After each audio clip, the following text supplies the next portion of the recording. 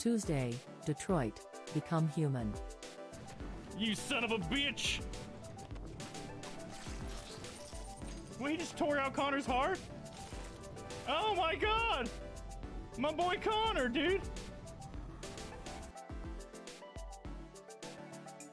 Wednesday, Far, Lone Sales.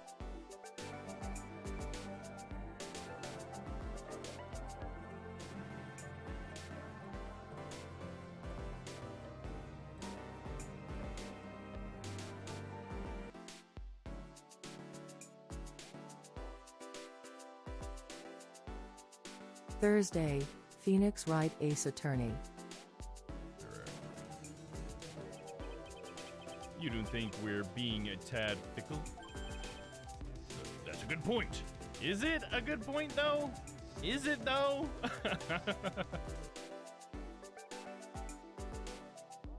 Friday, Cyberpunk 2077. Gave us a smooch, guys. I'm indebted. Maybe there's still a chance, baby. Still a chance. And there she goes.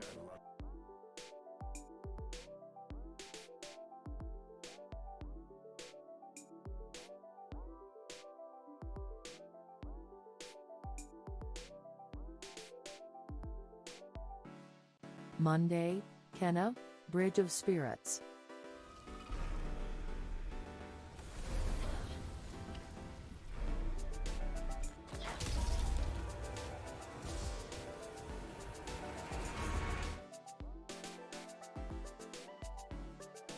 Tuesday, Detroit, become human. You son of a bitch! Wait, he just tore out Connor's heart? Oh my god! My boy Connor, dude! Wednesday, Far, Lone Sales.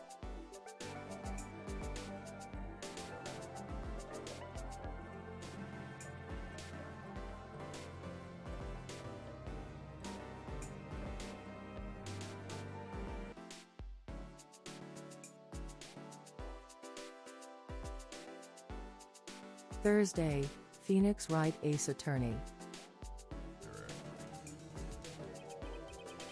You don't think we're being a tad fickle? That's a good point. Is it a good point, though? Is it, though?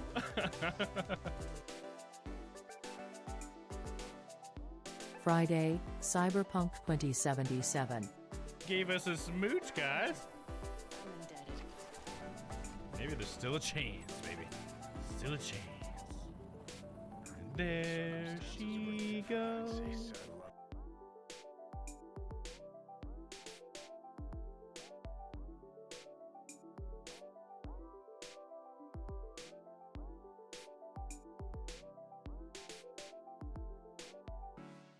Monday, Kenna, Bridge of Spirits.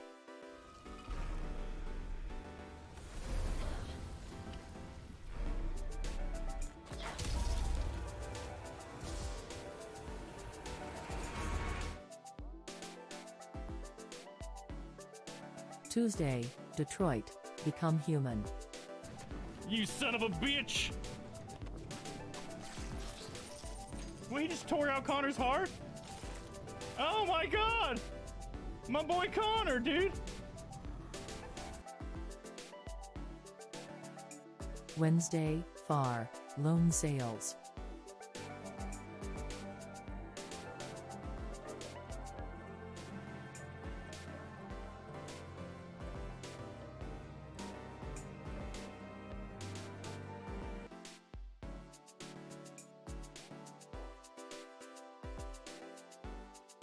Thursday, Phoenix Wright Ace Attorney.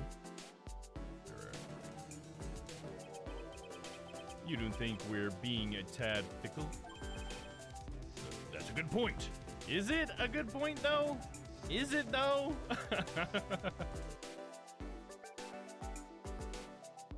Friday, Cyberpunk 2077. Gave us a smooch, guys. Happy Thursday, everybody. How's it going? Good to see everybody in here already. We got Noah. How's it going? We got Stella. How are you? We got Sylvie. How are you? And anybody else who's back there? How's it going? Thanks for coming by, Sylvie. I don't see Bravely Default. It is in this list. I swear I need to be acting like it's best game ever, but concerning it reminds me so much of old traditional JRPGs, I can't stop it. I'm sorry, what are we talking about, Sylvie?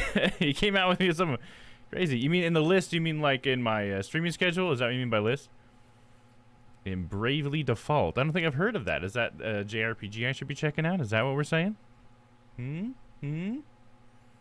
can check it out for sure. How's everybody doing? How's everybody's Thursday going? Mine's been pretty good. We had a bit of a breakthrough at work, I guess you could say. So I finally get to really start this project I've been like not been able to start for a while. So I'm having a pretty good day on that front. I've been obsessed with Bravely Default 2, and everyone should check it out. It's amazing. Okay, well here, let me write it down real quick. Bravely Default, and if you're in the Discord, Sylvie, you could definitely post it in the stream ideas if you want, but I'll write it down just to make sure I check it out. Bravely Default, and there's apparently a sequel, huh?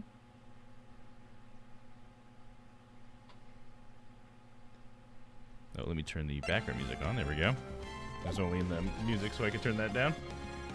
Bravely Default 1 and 2. Let's check them both out, huh? There we go. I do like some JRPGs every once in a while. Grew up on some of them. But all right, so we got a new case today. We are starting, I guess it's Recipe for a Turnabout, I think is what it is, episode 3. So the last episode that we finished up last time, just a kind of broad stroke as much as I can here. So we had a famous thief that has been doing this thing where he sends calling cards and he's stealing stuff, right? His name's Mask to Mask because he wears a mask all the time. And he comes and steals a urn that was part of Maya's hometown, and so we get we have a new case for that. So there's this guy who's claiming to be Mask to Mask, and we become his attorney. And throughout the investigation, it comes to light at that point that our defendant isn't actually Mask to Mask. He might just be like so deranged that he thinks he is, and it turns out that the detective who was actually trying to catch the Mask to Mask was Mask to Mask. So that was pretty crazy. That was just part 1. And then in us proving that he was Mask to Mask, we accidentally made our client the prime suspect in a murder case. And so we actually had to completely flip all of our stuff around and figure out that actually Luke Atme wasn't Mask to Mask. And in fact, Ron was our defendant, our client. And what actually happened was Luke Atme had murdered the head of the security company that Ron used to work for, and was blackmailing Ron in order to steal things as Mask to Mask the entire time. So he's like basically orchestrated this entire plot and then tried to kill this security guy, I guess for like money purposes. I guess I don't remember exactly what the motive was there, but or maybe he was being blackmailed too. It was like double blackmail or something like that. But either way, basically the whole thing turned out was that our client wasn't actually guilty of the murder, but because we actually got him not guilty verdict on the theft, our client was completely not guilty because of the double jeopardy rules. So they couldn't try him for the same crime twice, and so we basically got him off of something we shouldn't got him off of, which was the theft. But I mean, I guess at least the murderer was put away, right? It was a crazy case. I feel like I didn't even do it justice with that recap, but that's basically how crazy it was. Bravely Default has 3 games. The first 2 are 3DS and are connected, but Bravely Default 2 is on Switch and Steam. Oh, so I should just go straight to checking out Bravely Default 2, I guess, because I don't have a 3DS. It doesn't connect to 2 on 3DS. Okay, cool. So it should be cool if I just go in there. Ace Attorney is fun too. It's on my playlist on untouched games. I'll get there sooner or later. Oh yeah, you should definitely play it. Ace Attorney is one of my favorite series now. I've been playing this entire trilogy. We're on the 3rd game of the trilogy, and I plan to just keep on going through the Ace Attorney content because it's one of my favorite game series for sure. So it's going to be my Thursdays, I think, for the foreseeable future. You know, we'll see. Maybe I'll end up wanting to take a break at some point. You know, I could understand that. Future Domm might not be as excited as current Domm is, but current Domm's been excited for like a year. I know I have to leave. Yeah. I have you played any more Medallion? You might be ahead of me. I'm not sure. We're about to start Recipe for a Turnabout, which is episode 3, and Trials and Tribulations. So I totally understand if you need to leave. I just got to this case last night. Oh, okay. So we're right neck and neck with each other. Okay, so I'll get a little bit ahead of you tonight, and then you'll probably breeze past me, and then you'll be able to hang out after that, huh? That's funny. That's cool. How many episodes are there? There in this one, I think there's 4 or 5. Let me see. The last one's huge, so I can't quite remember, but I can look it up real quick.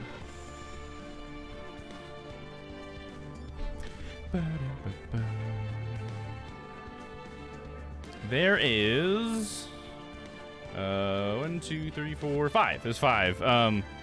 The next one after Recipe for a Turnabout looks like it's very short, though. So effectively, there's probably 4. Well, effectively, there's still 5, because you could cut that 5th one in half, and it could be an entire like set of content itself, because it's a very long one. I can see it's got many parts. We'll just say that. So yeah, we're almost at the end of the trilogy, and that's so crazy to me. But maybe we'll get to meet Apollo Justice next, or maybe there's still some Phoenix Wright content. You know, I need to do a little more research on that. I don't know what we're gonna go to after this, but definitely gonna go to something. I never played these games, but watching your streams to make it more intriguing. Oh, I hope so, man. Yeah, I do try, you know, to make it fun and make all the characters very distinct as much as I can. So I really appreciate you saying that. I'll get you later, but okay, sounds good, Midian. Have a good night, man. We'll be able to hang in the future, because I know you're gonna breeze past me, because you play it more often than I do. So I know for a fact we'll be able to hang out in these streams one time. Have a good night, man. All right, you guys ready to start this next case? I know I am. So let's go for it. Recipe for a Turnabout. Got my pedal ready. That's enough. This court sees no reason to further prolong the trial. This case is extremely clear. I see no room for misinterpretation in this case. It wasn't me! I swear it wasn't me! The evidence and testimony have been seen and heard are convincing. The victim was alone at the table when the drink came from. No! You're wrong! I know what I saw. I saw. It's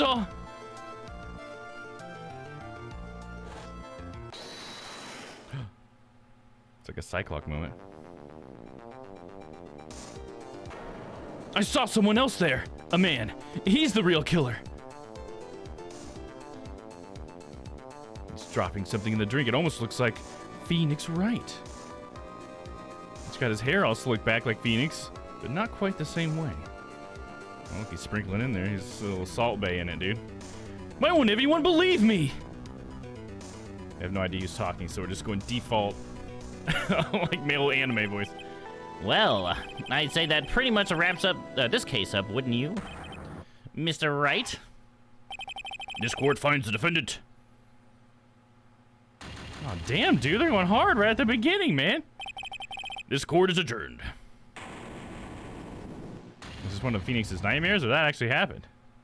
They had a scripted death right at the beginning. What the fuck? All right, let catch up. Sylvie's got some more to say. Yeah, you can jump straight into Bravely Default 2. Nice. Be fine. All that first 2 does is help you understand the Brave system better. Okay, so is that like kind of what they call like the playing system? The 2 explains it just fine. Just be warned, there's multiple jobs, and game expects you to level them. Because bosses are fucking brutal if you don't master the classes. And lucky for you, I know a early game farm spot that's pretty good. Okay, we'll have to look into it, see if I get into something like that. Is it pretty grindy? It sounds like it might be pretty grindy then. And that can be a turnoff for me, you know, anymore. Not that I think grinding is bad in games. It's just like I just don't have a whole lot of time to play games. Dang, Phoenix, a guilty verdict, right? How did Phoenix is undefeated, dude. Wait, was there one where we had a guilty verdict and we had to come back from it? I think we've never gotten a guilty verdict, right? I mean, I fucked up before and we've had to like restart, but I don't think Phoenix has ever gotten a guilty verdict so far in the story until now. Scripted death. There we go. January 6th, 10:03 a.m. right in Cole offices. Ah! The start of a new year always makes me feel like I can take on the whole world. I bet it does, Maya. So, I've decided that a resolution should be Zavari, take on the world. What do you think? Sure, whatever, Maya, but I think maybe you've had more than enough mistletoe cake. Never! You've got to eat a lot of cake during New Year's. It's practically a tradition. Like watching the fireworks on TV or playing a board game. Hey, pal! Question marks. We know who that is. Who else calls us pal? Detective Gumshoe. Happy New Year, Detective! Likewise. Now listen up, right? I wanna... Here's to another fruitful year of lawyer-police cooperation. Yeah, me too. All right, pal, you've got some explaining to... Have you got a holiday present for me, Detective? What? Well, here, have this. It's, really nothing much, but... Yay, thanks! Look, pal, we need to have a talk. Take a seat. Hey, what about Pearlie? You haven't forgotten a present for her, have you? No, I mean, yes, I mean, no. Are you doing this on purpose? Guess I'm busted. How did you like my first practical joke of the year? Very funny, pal. Now let's see how funny you think it is when I show you this. What is it? A magazine? Hey, I want to see. Deadly poisoning brings guilty verdict. Defense attorney Wright trounced. Oh no! Our reputation in the toilet! It's grindy, and I know grindy games aren't that good for streaming because, well, grindy is boring, right? Yeah. And, yeah, canon-wise, Phoenix never loses a case. Right, yeah. Except now he has. Trounce? Let me see that. The defense attorney gave an almost childishly amateur performance yesterday. What the heck is this? It's a report, pal, about you. Listen to this. Mr. Wright must take full responsibility for the ruling in this case. Well, don't tell me you don't remember anything about it. I don't remember anything about it. When was that issue from anyway?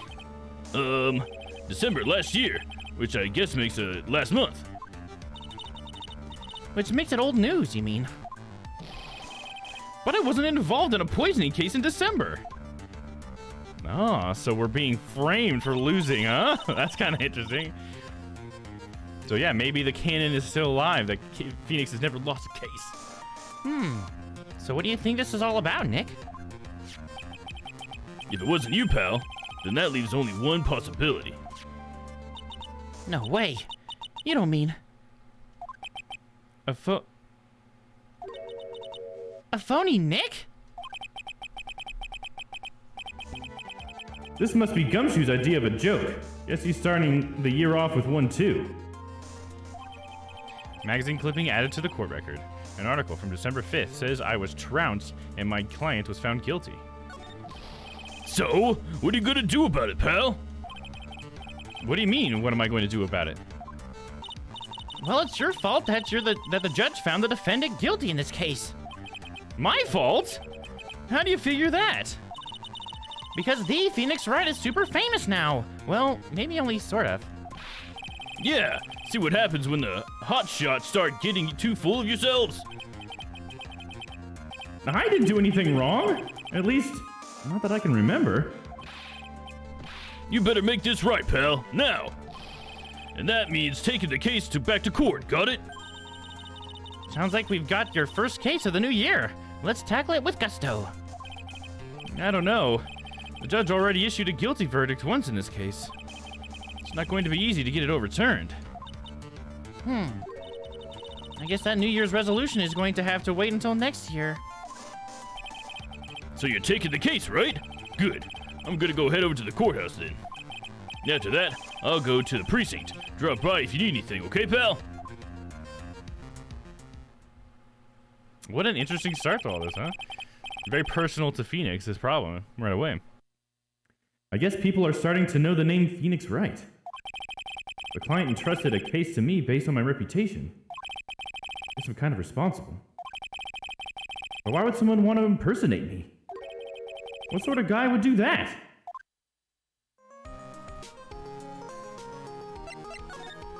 What to do? So, what's our first move? I guess we go down to the detention center and talk. Wait a sec, Nick.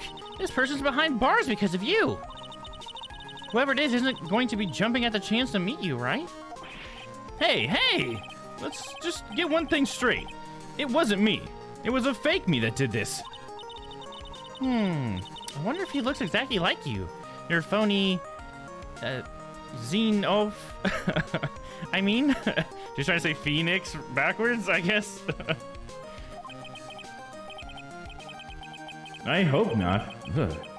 And what kind of name for an evil double is Xenoph? Anyway. 10/10 voice acting, to be honest. Oh, thank you. I appreciate that. I really do. It's probably the most fun that I have. I think that's one reason why I like the game so much. It's awesome. It's an awesome story and everything, but I think I just really like doing all the voice acting and stuff. Ah, Nick, I've got it. If you're going to ask whether I've got a twin brother, the answer is no. Spoil sport. Any ideas? Did you notice Gumshoe was acting weirder than usual, or was it just me? What do you mean? I mean, he was really worked up.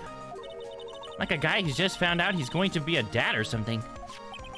Yeah, I guess he was acting kind of strange. Maybe he realized he's got strong feelings for you, Nick. Considering how we interact, I seriously doubt that, Maya. Well, if he wasn't nervous because of you... Then maybe it's because of our new guilty client? Okay. Should I present my lawyer badge to Maya? So you still got that badge, I see. Huh? Well, I'm a lawyer, aren't I? Yeah, but I guess I just didn't think you'd keep it on, being one... Well, I guess I just didn't think you'd keep on being one for this long. You have to admit, you'd have some close brushes with death because of your job. I fail to see how being a lawyer is more dangerous than channeling dead people. Touche. How about I present the magazine clip to her? I can't believe you got an impersonator. I can't either. Nah, but look on the bright side. Only famous stars have people impersonating them. This isn't funny, Maya. It's not just an impersonation. This guy stole my identity. And someone may have been wrongly convicted as a result. Guess you should have gone on into showbiz, huh, Nick? I will never understand how your mind works, Maya. I'm just all sad. All right, let's go to the detention center. It looks like we could go to the criminal affairs department, but let's try the detention center and see if we can talk to the guy. January 6th, detention center. Visitor's room. This is so nerve-wracking, waiting to meet our new client. I wonder just what kind of person you tricked and got found guilty. Wait, kind of person you tricked and... Oh, Phoenix is not gonna like that. Keep it down, Maya! What kind of talk could ruin me? Ah! Oh, it's oh, can I remember her name? It's Sky, right? Her last name is Sky? What was her name? Mia Sky? Oh, I don't remember what her name was. Something Sky, right? I think she was from the second game, right? She was like the tutorial person in the second game? I don't remember. How could you, Mr. Wright? How could you do this to me? They put me in solitary. I haven't been able to stop crying. Aren't you... Yes, I am. I am totally and utterly let down. Ah, are you? Don't pretend you don't know me. It's Maggie, remember? Maggie Bird. No, Bird was her name? I thought it was Sky. I can't remember her name either. Apparently I totally was wrong. I thought it was Sky, but it's Bird. Okay, fuck. I recognized her face. And she had the feather. I guess that makes sense with Bird, right? Huh. Interesting. Where was I pulling Sky from? Was that... Oh, is that Emma's last name, Sky? Emma Sky? And this is Maggie Bird? Maybe that's what it was. Maybe I'm mixing her up with Emma. But I remember her face. She was the cop, right? Wasn't she like a cop? Like maybe like a recruit or something. Maggie Bird. Okay, Maggie Bird. I totally forgot her name. My bad. Maggie Bird. Ah!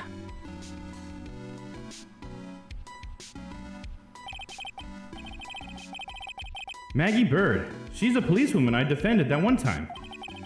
She was accused of murdering her lover. He was a cop, too. Oh, I am getting Emma and her mixed up. Because it was Emma's older sister and she was also a Sky. Because it was the Sky sisters, right?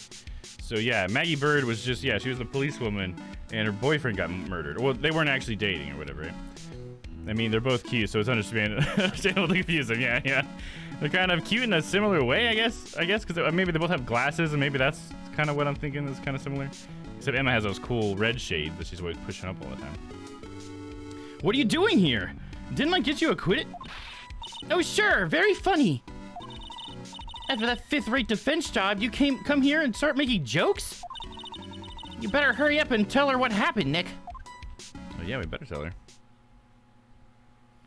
So it was Maggie that did it? Okay. Or she was our defendant? Okay. Interesting. Oh, I see. So that's where we stand right now. I'm sorry you've been caught up in another murder. My whole life has been nothing but a whirlwind of bad luck and failures. I vaguely remember her saying the exact same thing last time. But I don't mind. What's one more disaster in my life? At least now the real Mr. Right is here with me. I won't let the world keep me down, sir. It's cool that she, like, totally believes us. You know, like, why would... she was, like, totally sure that Phoenix is what got her here, and now she's just ready to be like, oh, that wasn't really you? Okay, cool. Like, awesome. She's very trusting. Maggie Bird. So, how are you dressed like that, Maggie? Last year you looked so sharp in that policewoman uniform. In that police uniform. I was fired after that incident last year. Oh, I'm sorry. It's okay. I don't mind one bit. I enjoyed being on the force, but I think it was time for me to move on. So, what do you do now? In the second act of the life of Maggie Bird, I'm playing the role of a waitress. A waitress? Yes, in a French restaurant. It's a small place, but it's quite fashionable. My charming smile and shapely figure came through for me. And the owner, Mr. Armstrong, hired me straight away, sir. And then you got into this mess straight away, right? Yeah, you could put it that way. What happened? This whole mess started on the 3rd of last month. And it happened on Très Bien. Or Très Bien. Très Bien? Yes, it's a restaurant where good service and a friendly smile are always included. Oh. There were 2 men at the table, both drinking coffee. And then...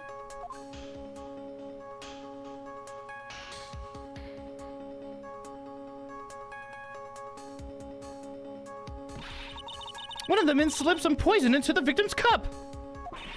The victim took just 1 sip and was gasping for air. I was so shocked, I passed out.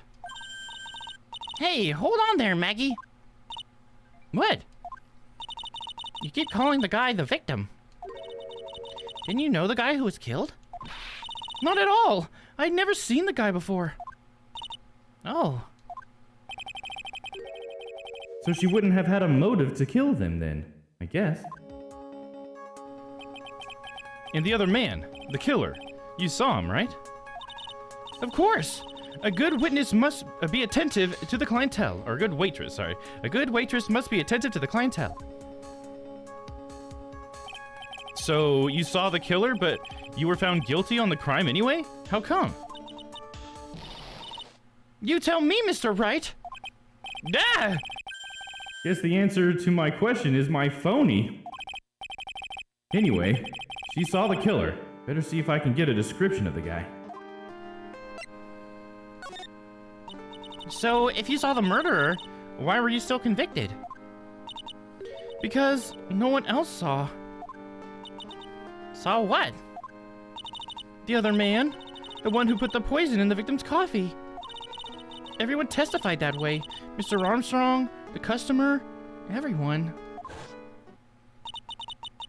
The victim was sitting alone at his table the whole time. But how's that possible? I don't know, but nobody, not one person would believe me, sir. Even Phoenix Wright, my one last hope for a fair trial, failed me. What a pathetic defense! My granny could have done a better job. Look, that wasn't me, okay? And then, they found something a bit incriminating in my apron pocket. What? A small bottle of poison. What? But poison? It was in your pocket? Well, I passed out when the victim collapsed. The killer must have slipped the poison into my pocket, and then when I was unconscious. And no one else saw this other guy? No, sir. That's what everyone said, but I don't see how they could have missed him. The other guy. It was the one who took the coffee to the two men. Or I was the one who took the coffee to the two men. Oh? And what was your impression of them? Well, when I first saw them, I kind of thought they might be in the music industry. In music? How come? Well, one of them had some sort of earpiece and an emo musician's look about him. And there was a sample CD on the table, sir. An earpiece and a sample CD, huh? Did you get a look at the CD at all? It had a band's name written on it. I think it was MC something. They must have been preparing for their debut, I guess. So it was a band CD, maybe a promo disc? Maybe it was MC Screwdriver. Get serious, Maya. Would you buy a CD by a group named that?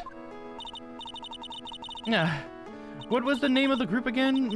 MC Hacksaw? No, MC... And what about the killer? What did he look like? I'm late, but I'm here. Hey, no problem, man. So I can get you up to speed real quick, Vince. So what's happened so far is it's been pretty interesting. It hits us right away. So right away we see we're in court and we're like trying to say like well, we have someone trying to say like, no, it wasn't me, no, but the judge is like, oh, you're guilty, and then it shows it was Phoenix, so Phoenix lost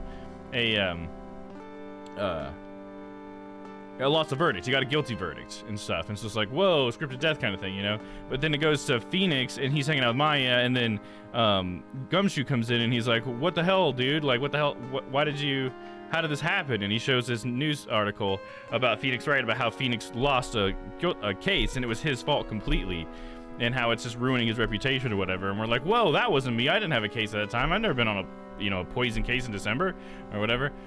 And so we have like a phony Phoenix out there who's like impersonated us and gotten us a bad verdict. And so we now are trying to come to the person who was apparently our client that we didn't know, which is actually Maggie Bird from the first game. I think she's in the first case of the first game, I think is what Maggie was in. Sorry, the second game. First case, second game. And so what's happened is, I guess she's a waitress now. She's no longer a policewoman like she was. And she served some coffee to a guy at a table. She says there was two guys, and that the second guy put the poison in the table and she saw it. But everybody, I guess, testified against her, saying that there was only one guy at the table. And apparently she saw the guy die, and so she fainted, passed out, and went unconscious. And but when she came to, she had the poison bottle in her apron pocket, and they found that. So that seems to be sort of like the evidence that they went on, and that's what we've gotten out of her so far. Right now we're trying to see if she can describe what that other guy looked like. And every time we keep cutting back to like her memory, the guy looks pretty much like Phoenix, except he's got like sideburns that are like bigger than Phoenix. If Phoenix even has sideburns, and then his hair is a little bit different, but it's all like back a lot like Phoenix's. So it seems like the killer in this case is going to be our impersonator, I guess. So that's pretty much what we know so far. You mean you had someone poison someone in broad daylight and no one else saw, right? That's suspicious as hell. Absolutely, dude. It's like everybody's in cahoots here, dude. That just ain't right. Well, I don't really remember. Only that he was a young man, well built like the victim, really. That doesn't really help us. Can we present to her the magazine clip? Oh, yeah, I need to ask you about this. Hey, this article's about my case. Can you tell me anything about the guy who was pretending to be me?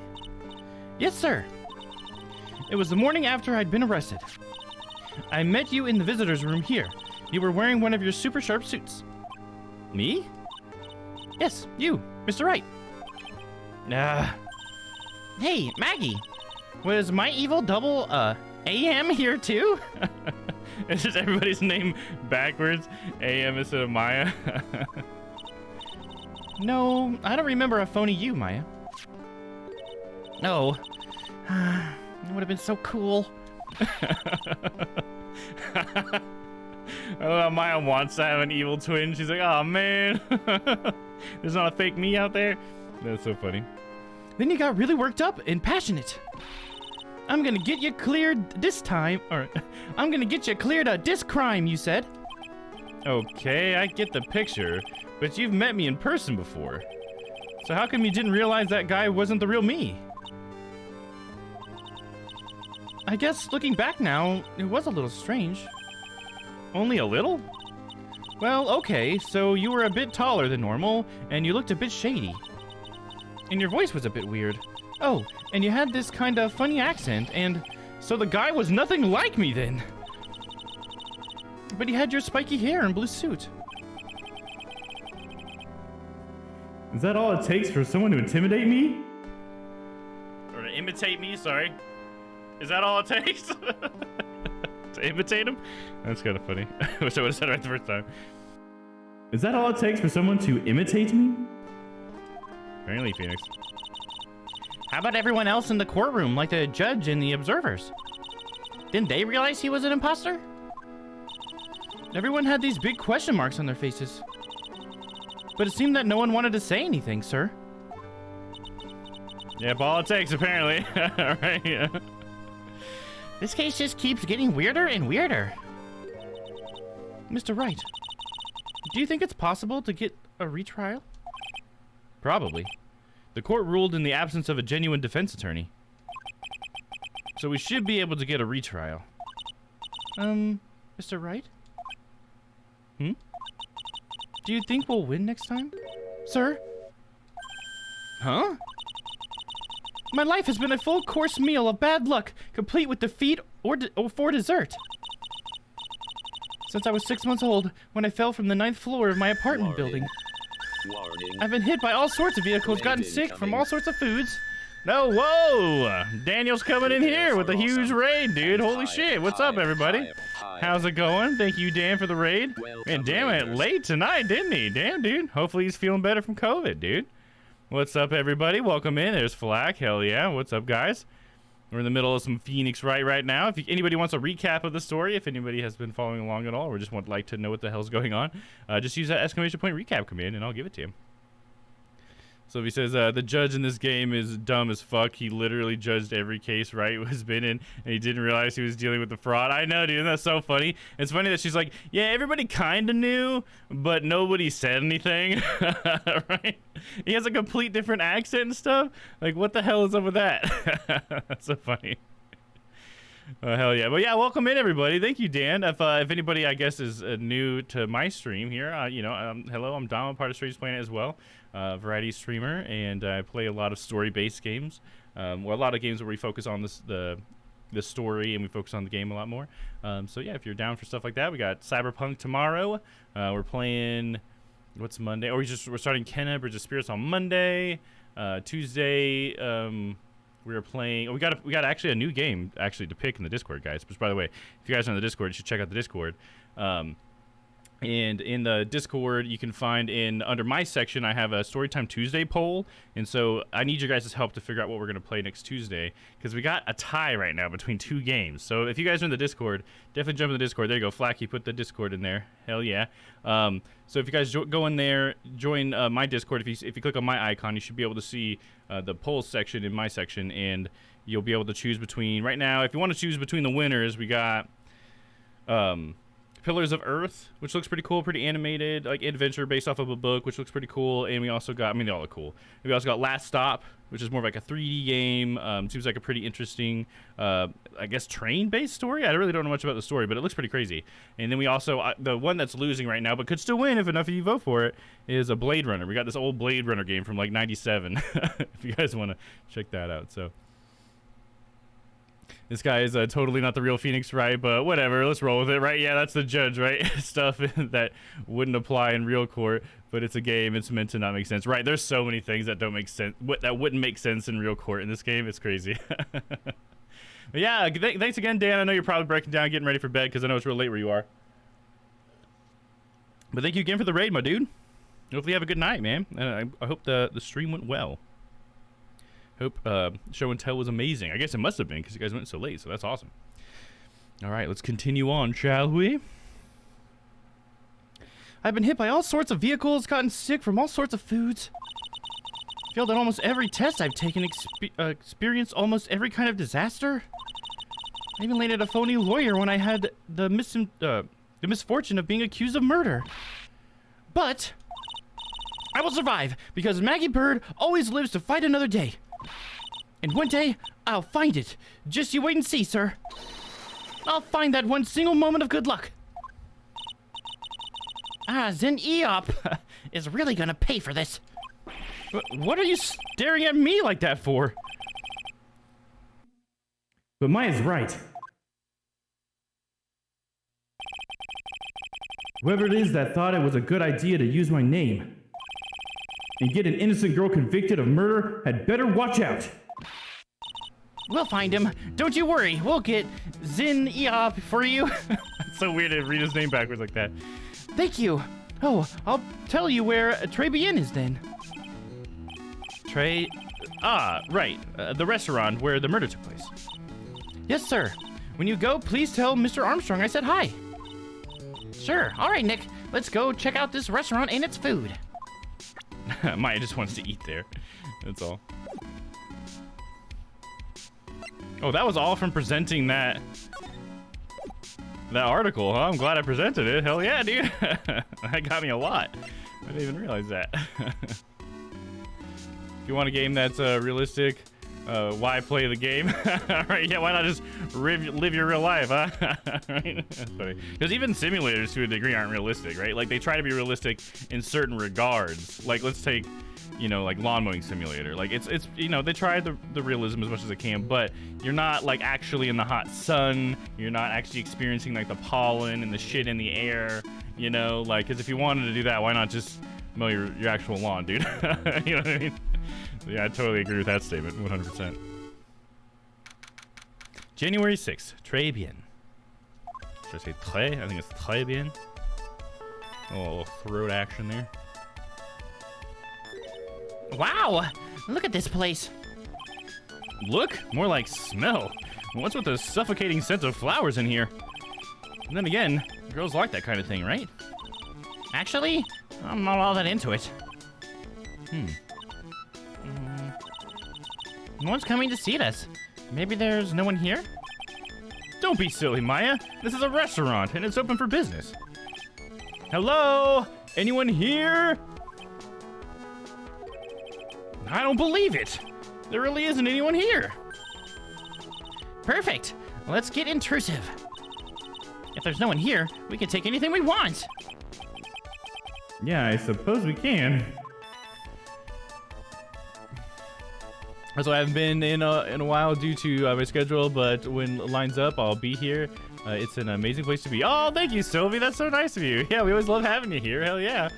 So thank you. Thank you for saying that. That is so nice of you. And this, I totally understand. Yeah, if you can't make it, that's totally fine. Just the fact that you want to be here warms my heart. So thanks for coming by. Hell yeah. And thanks for giving me another game to check out, for sure. It's a rack full of fashion magazines, and they're all in French. Why don't you try wearing something a bit more chic sometime, huh, Maya? Yeah, I guess I could. I'm always in my acolyte clothes, aren't I? It'd be fun to wear normal clothes every now and then. There's something stuffed in behind the rack. Looks like a sports paper to me. Hey, and look at this! Someone scribbled a little doodle on this page. MC Bomber. Oh, interesting, huh? MC Bomber. In 1, 2, 3, 4, 5 zeros. $100,000? Maybe? It's interesting. There's a 500,000 over here on the right side, and a little bomb. What is? I guess that's the MC Bomber, right? Is the bomb, and then there's a guy down here that looks like Mask to Musk. In fact, that is Mask to Musk. I'm pretty sure in the bottom left, doing ha ha ha ha. What is up with that, dude? I wonder what MC Bomber is supposed to be. Ah. This paper is from December 3rd. This paper's from the day of the poisoning. What? It's Sports paper added to the court record. Dates from December 3rd, the day of the incident. Found at Trite. A paper from the day of the murder. This has got to be a clue. I should see if I can find out some more about this paper. So we should look at the papers, what you're saying, Phoenix? I think I read you. Let's use the court record. You know what's kind of funny? I just kind of realized, and maybe it's not as strong as it sounds, but it seems like they have a very strong French influence in this game. In the third one, especially, because I don't know if there was much French before this, but it's like we had Mas de Mosque, which is sort of like a French way of saying that, right? Mosque. And then there's Très Bien is the name of this like French restaurant that we're at. So just like kind of noticing like a French theme or something going across two of the cases in a row at least. Can I do anything else with that? I guess I need to ask people about it because I can't look at it anymore. Okay. Keep examining. It's a rack full of fashion magazines, and they're all in French. Why don't you try wearing something more chic sometime, huh, Maya? Yeah, I do look. I look stunning in some of those Parisian frocks, huh? Wow, I thought she was gonna say the same thing, so I stumbled, but she actually did change it up on me. I look stunning in some of those Parisian frocks, huh? We found that sports paper behind this magazine rack earlier. I better try to find out everything I can about it.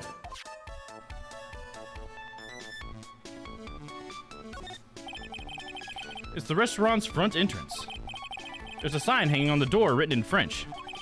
It probably says open or closed. It must be one or the other, but I don't know which one since I don't know Jacques about France. Jacques about France? Is that what it says? Jacques?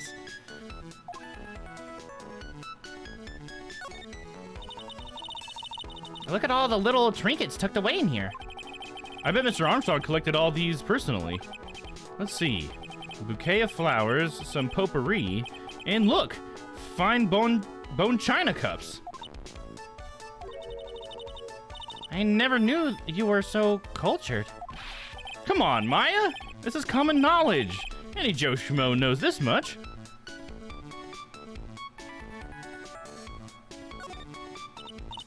Look, it's one of those magical boxes that spits out money.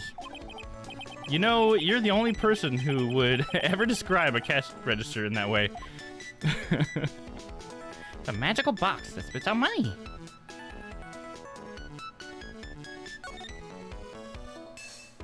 Oh, the crime scene. This must be the table where the murder occurred. I guess so. With all this police tape all around it. And that stain must be from the poisoned coffee. Don't go licking the tablecloth, okay, Maya? Why would I lick it? I'm not a cat, you know. Then why can't I picture you doing just that?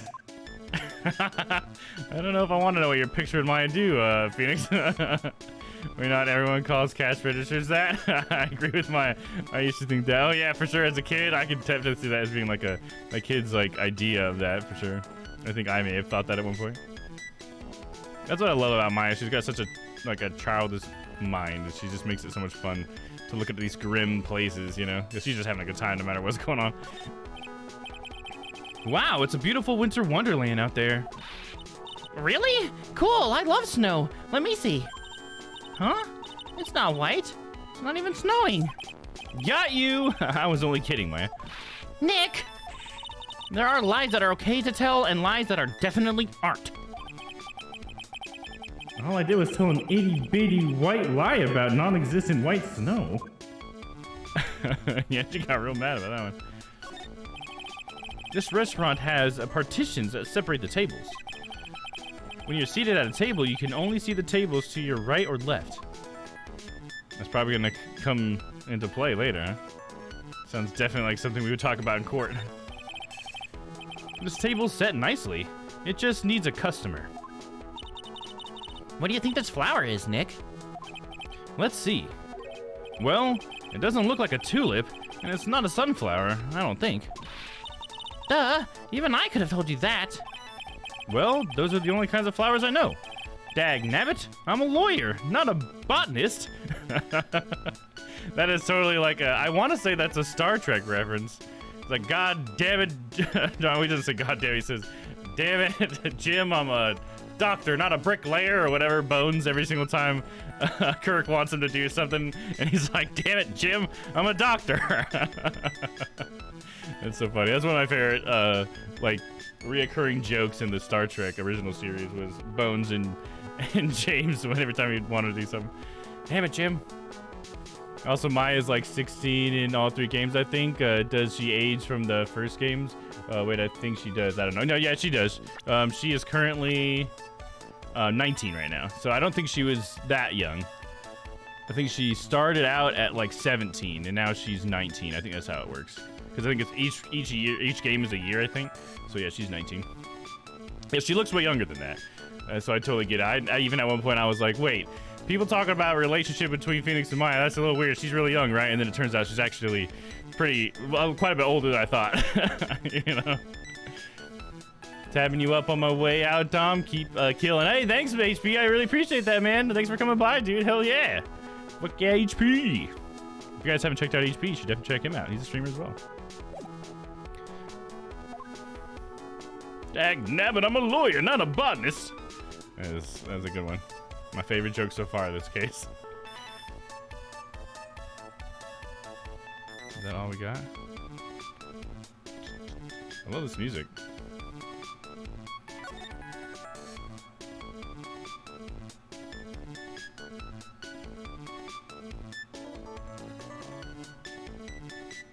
Okay, I think we're done here, I guess. There's not really much there left to do. We'll go back to the detention center, and then we can go to Criminal Affairs Department, see if you can talk to Gumshoe or something, I guess.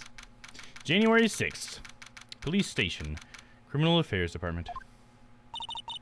It's been ages since we came down to the precinct, huh, Nick? Looks like Gumshoe isn't around. He's got it so easy, leaving everyone else to do all the work. No, he's out there somewhere. My bet is on the courthouse. He's probably trying to arrange the retrial of this case. Guess that means we should go to the detention center and chat with the killer, huh? After being convicted without a fair trial, I'm not sure killer is the right label. Okay. Did we get something that we can present to her? Oh yeah, the sports paper. We should try to get her to look at that. Oh, a sports paper. Let's see.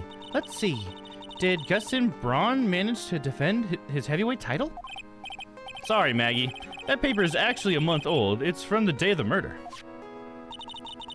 And Gustin got knocked out yesterday, I'm afraid. Oh, no. I found this paper in the magazine rack at Trite. Really? That's strange. Trite doesn't get newspapers. Mr. Armstrong says he's not really fond of them. Then maybe one of the customers left it behind? Anyway, what I want you to take a look at is this scribble here. Aha! That's it, sir! MC Bomber! That was the name that was written on the CD! Just as I thought. I guess it wasn't MC Screwdriver after all, huh? Yeah, it wasn't Maya, sorry. So that $100,000 must be a down payment for a record deal, right? If someone gave me $100,000, I'd sing for sure. The Master of Korean, or the Spirit Song, or even Maya's theme. What's Maya's theme? Okay, Maya. So if the sample CD was on the victim's table, that means this newspaper may have belonged to the victim. You're right. So the victim left this behind on the day of the murder, huh? I think we better step up the investigation, don't you think, Nick? So, we don't have anything else to talk to her about with that. Maybe now we should go to, no, we already went, maybe now we could see Gumshoe? No?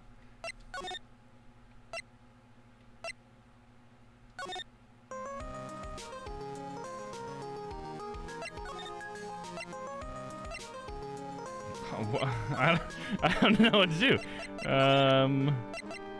We already presented both of those to her. We haven't presented the attorney's badge. That badge, is it real? Of course it's real. That's what they all say. But I've been duped before. Give it to me for a sec. Ah! Chomp. She bit into it.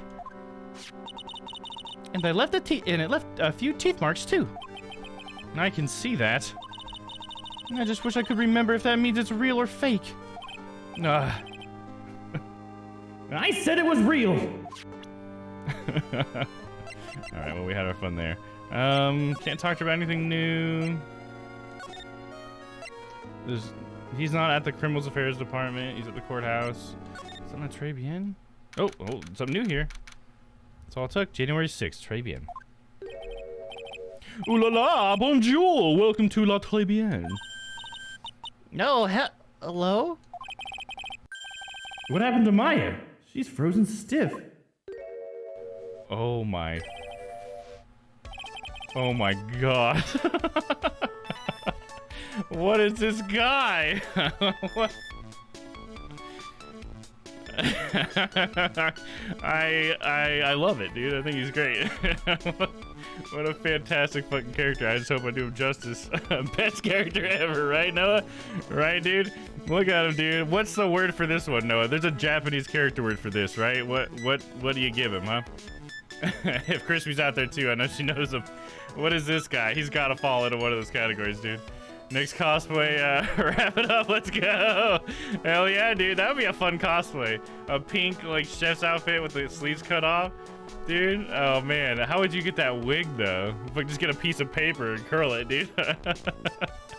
Oh man, that'd be such a fun cosplay, dude. I would do that. I only know, Naked Apron. Oh, what? I was like, does he follow in like an archetype? I guess is what I was talking about. Is that an anime, Naked Apron? Oh, hydrate from Flack. Thank you, Flack. I appreciate you, dude. And thanks for the hello Domm emote there.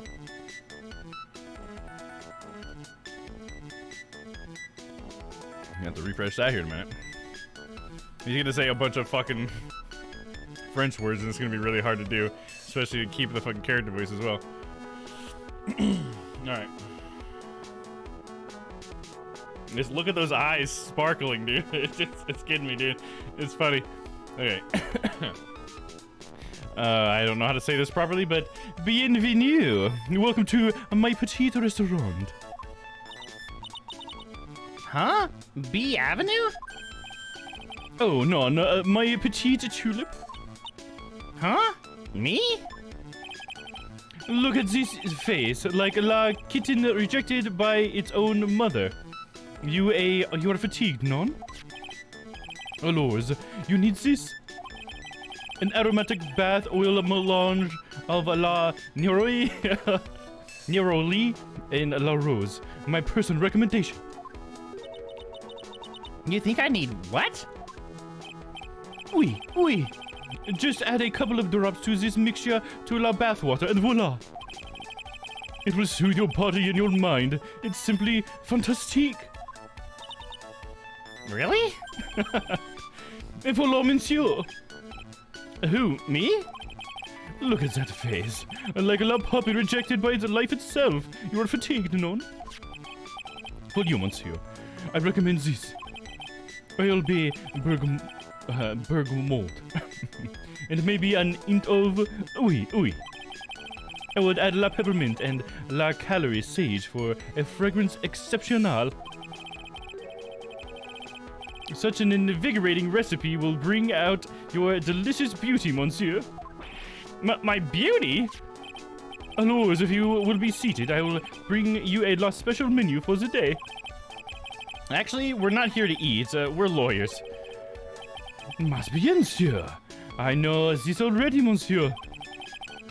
You are La Phoenix, right, non? Yes. You know me? Mais oui. I never forget a man who flirts with me, especially in court. Ah, we flirted with our phone. He flirted with them, huh? I've been thinking of a Vincent Valentine cosplay. Is that a player from or a character from Resident Evil? Or am I thinking just Jill Valentine? Is there a Vincent Valentine in there? Is that what you're talking about, Vince? I guess he was cross-examined by our mysterious Zen Eop. It looks like everyone to do with this case knows who I am already. I wonder what sort of expression Zen Eop's been leaving on people, don't you? I always stumble over that name. It's so crazy. See, finish his name backwards. Oh, Final Fantasy VII. Yeah, Vincent Valentine. Sorry, yeah. I totally forgot about that. Vincent Valentine from, Final Fantasy VII, the vampire guy. Yeah, and Dirge of Cerberus. Man, isn't that like a lot of leather and stuff? Wouldn't that be pretty crazy? That'd be awesome, man. That'd be badass. You get a freaking sweet, like, is it got like a jet black hair too, right? I'm trying to think what he looks like, man. I like the Dirge of Cerberus one is the one I remember the most. Or I guess from Advent Children. Wasn't he pretty badass in Advent Children? That'd be cool, Vince. Hey, I can't believe I forgot who that was. Allow me to introduce myself to you again. I am Jean Armstrong, enchanté.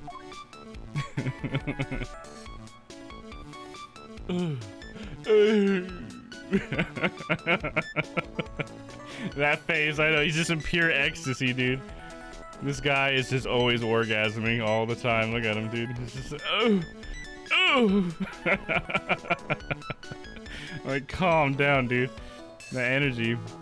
My favorite Final Fantasy games. Oh, hell yeah, dude, for sure. I want what he's having, right, dude? Absolutely. Très bien. So what does très bien mean? I know très, that means 3, right? Non. Très bien is Francois. In English, you would say very good. Oh, very good. Oui, exactement. La atmosphère in très bien and la cuisine is très bien.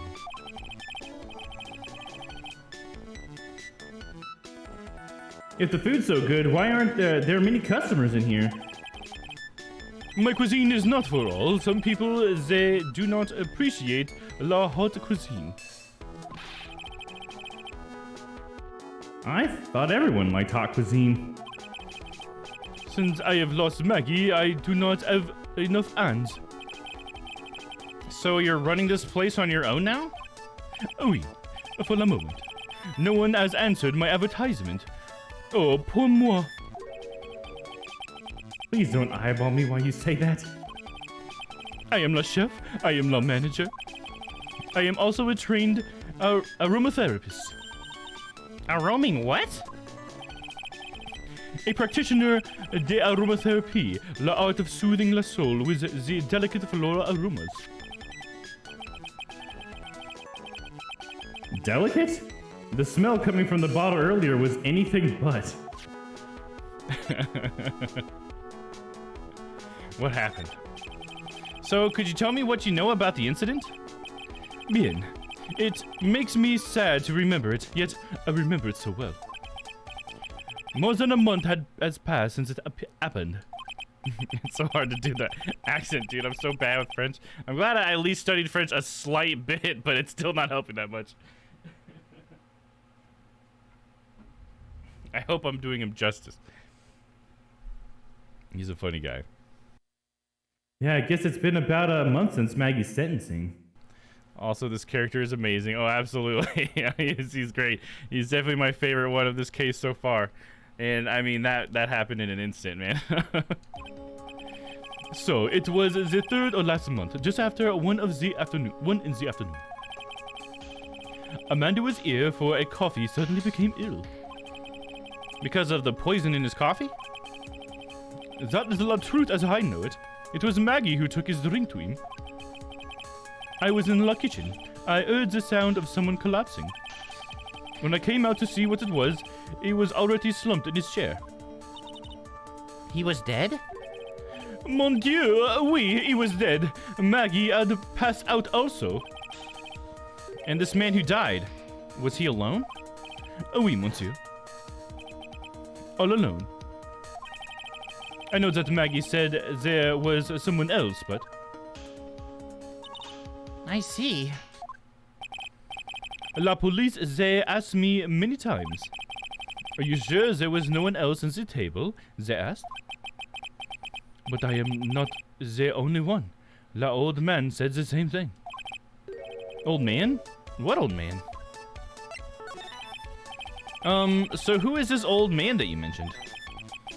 At the time of the murder, there was another customer in here. What? Someone else saw it? Mas oui. As usual, it came along that day. At the time of the murder, he was here. He saw it too. But he said the same thing, that there was no one else at the la victim's table. But Maggie swears there were two people. Nice, mademoiselle la lawyer, could not prove this, no? About the lawyer. That was me, I suppose? Ma bien, monsieur.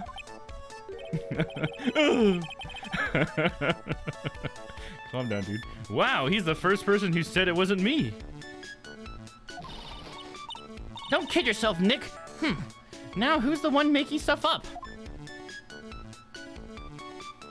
So now we need to show him some stuff? We found the sports paper in the magazine rack here. One of my customers must have left it behind. Do you have any idea which customer it was? The only ideas I have, mademoiselle, I save for my kitchen.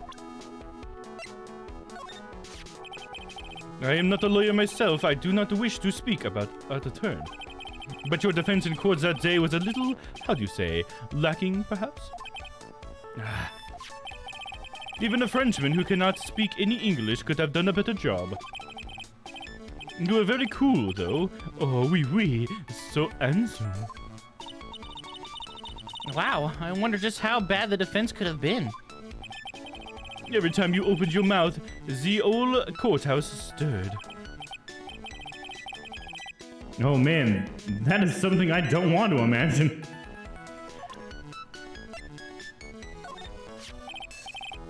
Please, monsieur, there is no need to show me that. You are Mon Phoenix Wright, the worst defense lawyer in town. I think I can imagine how he formed his completely wrong impression of me. The last time we met, did I show you this badge? Oui, you flashed it to everyone in the restaurant. Looks like Zin Ehop is a bigger fan of flashing stuff than you are, Nick. Hey, I don't think we wanted to be known for flashing there, Maya. Okay, I think we've exhausted this guy. I mean, he's never exhausted. I mean, he's always ready for more, am I right? Let's see, can we talk about him? No, we don't have anything to present Maggie. So maybe we just go see Gumshoe now? Nope.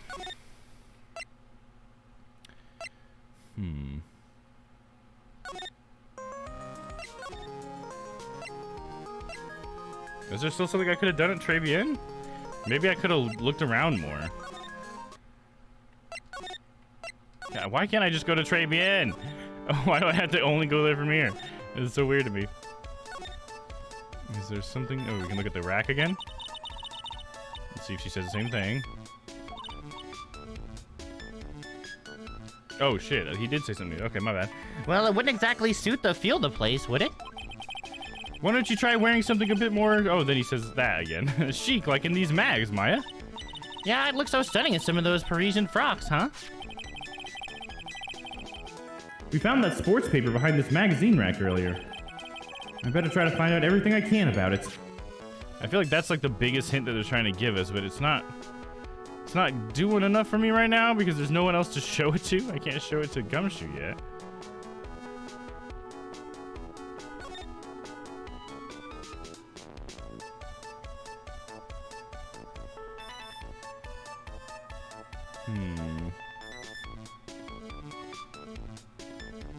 There's nothing else here. I've already shown him everything we have.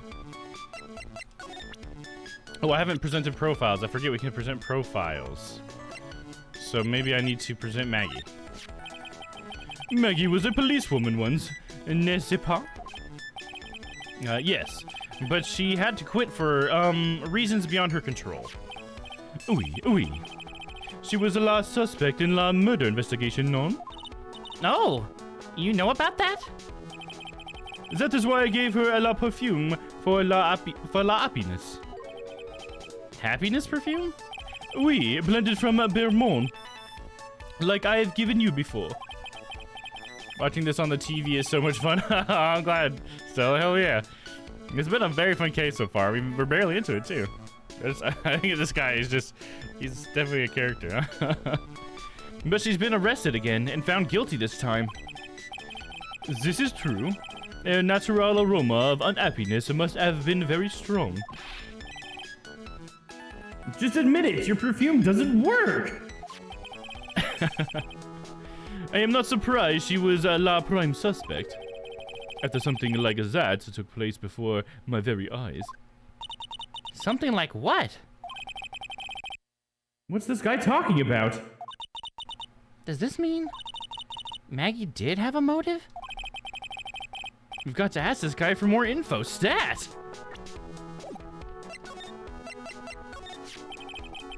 When Maggie took the coffee over to the victim, did anything happen? Oui, I suppose you could say so. So what happened? None. It was nothing.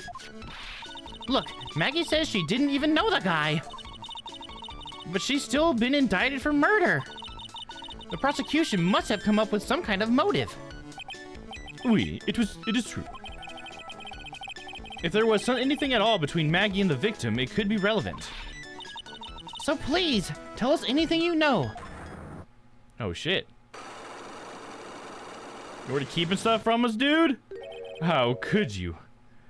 Man. Cyclops?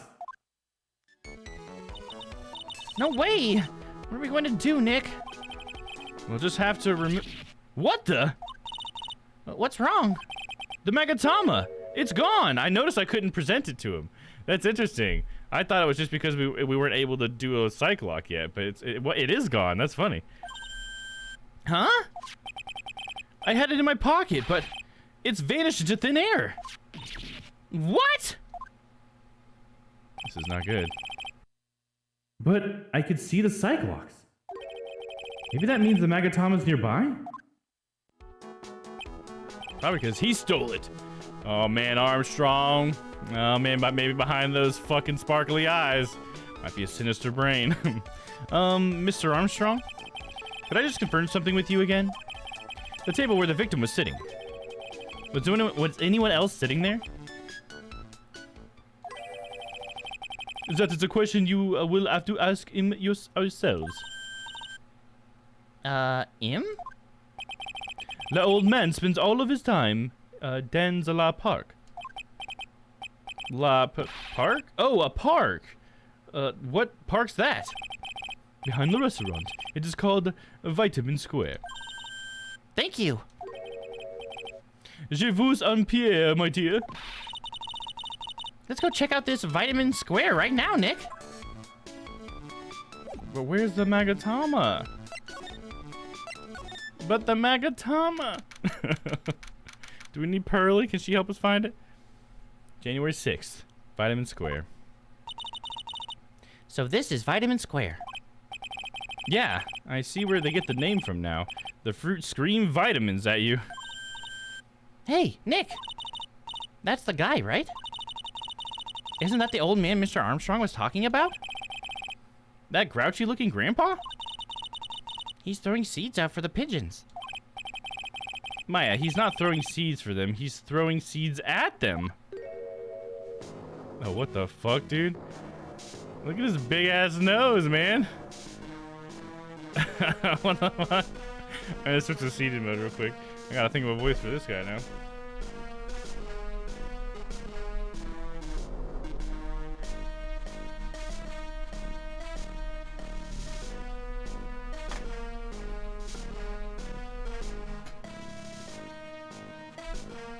There we go.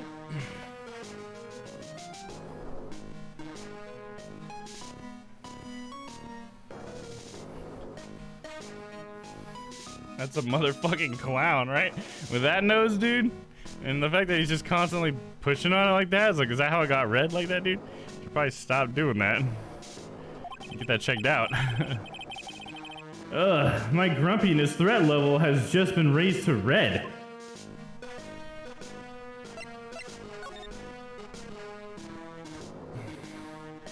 What you saw? Excuse me. Would you mind if I had a word with you? Yes? I just want to ask you a couple of questions. What's the matter with you? Can't you see I'm busy? You throwing seed at us? What the fuck, dude? So you don't like my seeds, eh, pigeons? He's really chucking those seeds at them. That's gotta hurt. Go on, eat this.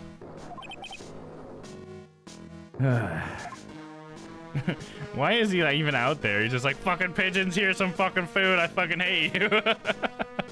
What is with this guy? Maggie Bird. Excuse me, sir. Can I ask you about Maggie Bird? I don't know any Maggie Bird. Yes, you do. Maggie, the waitress at Trite. Ha! It's a disgrace, I tell you. An utter disgrace. A disgrace? An innocent young girl revealing herself like that. Revealing? You mean her uniform? The youth today, they don't have any shame. No shame, I tell you. Not 1 ounce. Whatever happened to old Bushido values in Japan, like honor and modesty? What about me? I'm not wearing anything revealing. You? Your problem is you lack any sense of grace. Talk about hitting a girl where it hurts. Damn, dog. Do you go to Trite a lot? Huh. That miserable excuse for a restaurant. That garbage they serve in there's not food. Where's the sushi, the tempura, the rice? Trite is a French restaurant, sir. No, my bad. That was Phoenix. Trite is a French restaurant, sir. That's what he should have said. My bad. I was in old man mode. Where do you think we are, boy? In Paris? I want real food, not those snooty snacks. See, like, here's one of those moments where it's Japanifornia, right? Because it's like, earlier we've talked about being in the U.S. and other ones, and how we're, like, might be in, like, California. And now he's acting like it needs to be, like, traditional Japanese food here.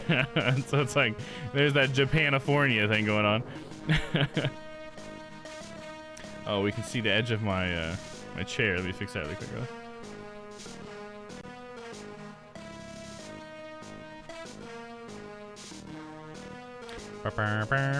Pretty good music for this part. I like this guy's theme. And it fades into the background. There we go. Get out of here, chair. And what about those shameless girls? You mean the waitresses? You can see all the way up to their, yes, the waitresses. They're practically naked. It's a disgrace, isn't it? Well, isn't it? Listen, it's not my restaurant. God, it's a miserable excuse for a restaurant, that place. Miserable. He certainly knows the place. He must be a regular. But if he hates it so much, why does he keep going?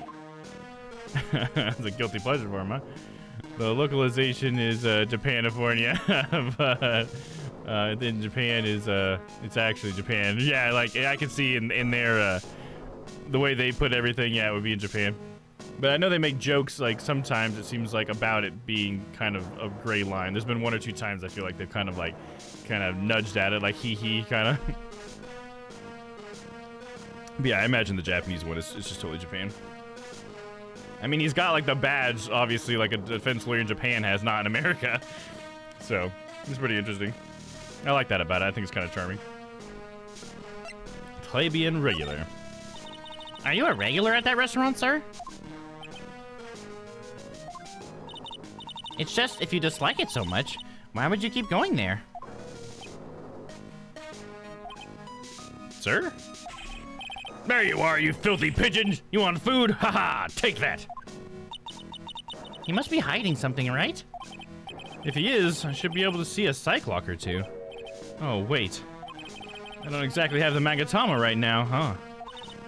Remember, Nick, that Magatama is only on loan. You'd better find it or else. If Pearls ever gets wind of this, they're going to be in a world of pain. Yeah, because Pearls, she won't stop slapping. Let's see, I feel like we don't really need to examine here. We probably still will, but I feel like we're not going to find anything. But it'll be fun. Exhausted all the talking. Can we present anything to him? Maybe the sports paper? Excuse me, sir. Could I just ask you about this? Sir? Here you go, boy. How does this pigeon feed sound to you? This wasn't exactly what I was hoping to get out of this guy. I figured that was his generic response.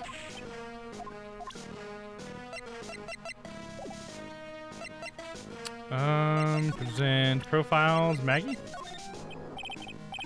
Excuse me, sir? Could I just ask you about this?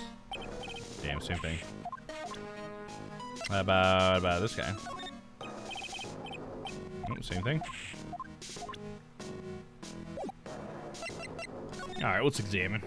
See what Maya's got to say about all this stuff. We got job listings here. No, there's a magazine here. It's a magazine full of job listings. You disgusting rogue picking up something someone else threw away. Threw away? Did you throw this away? Are you looking for a job? Gah, that's none of your business. Sorry, I guess I'll just take the magazine with me then. I don't want anyone else having it. Give it back. Too bad. Now that you want it so bad, I don't want to give it up. Picked up from a bench in Vitamin Square, thrown away by the old man. Why is this now in the court record? Okay. Hey, that's mine. I guess I can present that to him. Maybe we can get something out of him that way. Looking at this orange reminds me Of what? that you're supposed to eat a lot of them to ward off colds in the winter. You can't have fun during the holidays if you're sick in bed, you know. You don't have to tell me twice. Hey, look! Pigeons! Yeah, and heaps of them too. Did you know that pigeons are a symbol of peace? That's a dove, not a pigeon. Poor things. So they can't be symbols of peace and harmony just because they're gray? Is that it? You're overthinking this one by just a smidge, Maya. Hey, there's one dove. We got one that's white. This place is so fruity. And that's not a bad thing. Besides, I love apples. They're among my favorites. And that apple slide is perfect for you. And what's so perfect about it? Oh, come on. Don't be a stick in the mud. Slide down it a few times. Go on. Woo! No way! I'd get covered in sand if I slid down the slide. Anyone can see that. Yeah, you're right. Otherwise, I'd give it a try too.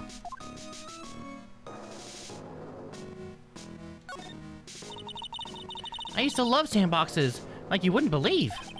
Really? You? Sure. Finding iron filings in the sand with a magnet was my favorite thing to do. Iron filings? Wow. That's too exciting for words.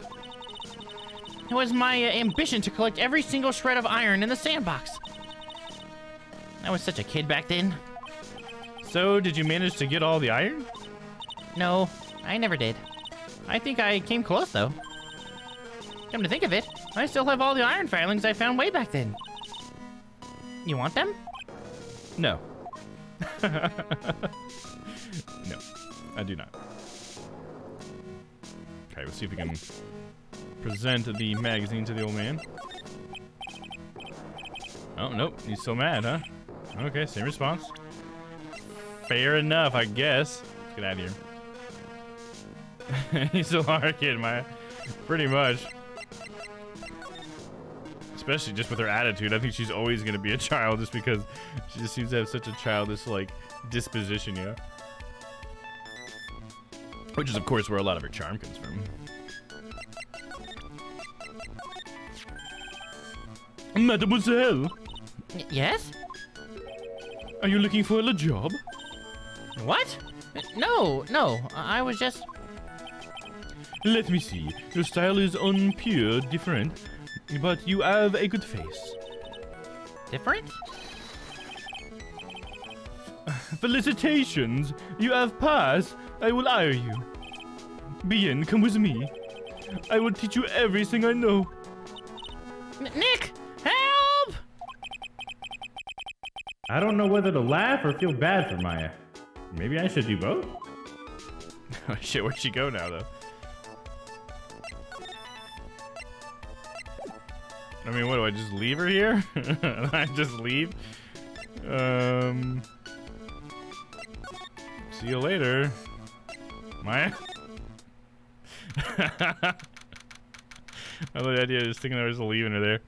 January 6th, Detention Center, Visitors Room. Looks like they have Maggie in questioning. I guess I've asked her pretty much everything. I'll come back if there's anything else I need to ask her later. There we go, got a little gumshoe action. January 6th, Police Station, Criminal Affairs Department. Well, pal, have you found the evidence yet? The one that's gonna find her innocent?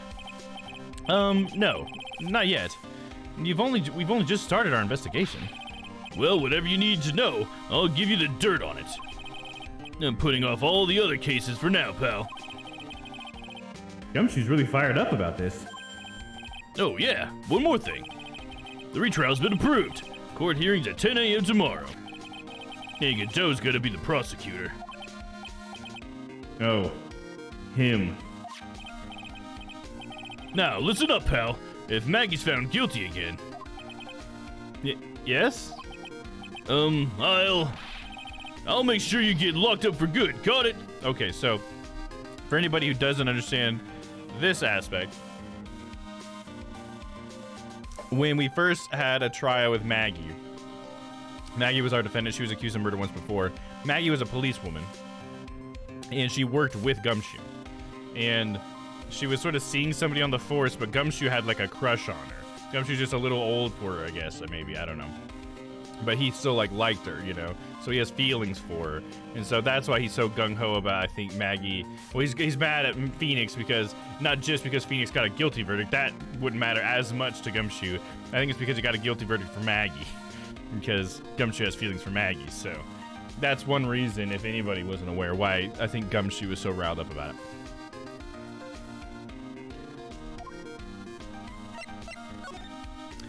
Maggie Bird.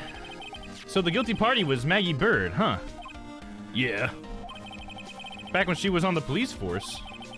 You were her mentor when she was a rookie, right? Yeah, I kept a close eye on her. I mean, not too close, you know. Awkward silence. Hey, what's with the funny looks, pal? I was just her... I wasn't anything like... Look, sure, I was her boss when she was doing her training. But that was it. Nothing happened. Gumshoe sure is sweating up a storm over nothing. Ah, so that's it. Our big old Gumshoe has a little old crush on Maggie. Man, I should have just let the game describe it. The game just told us exactly what I explained. My bad, dude. I don't like her or anything. I was, Note to self. Gossip with Maya about this later. Look, pal, don't tell anyone, okay? You gotta keep it a secret, got it? Sure. And would you mind not guessing what I'm thinking all the time? Hey, tell your face, pal, not me. You have to be blind not to see what's in your mind. So, I was wondering, could you fill me in on the victim? Glenn Ellig.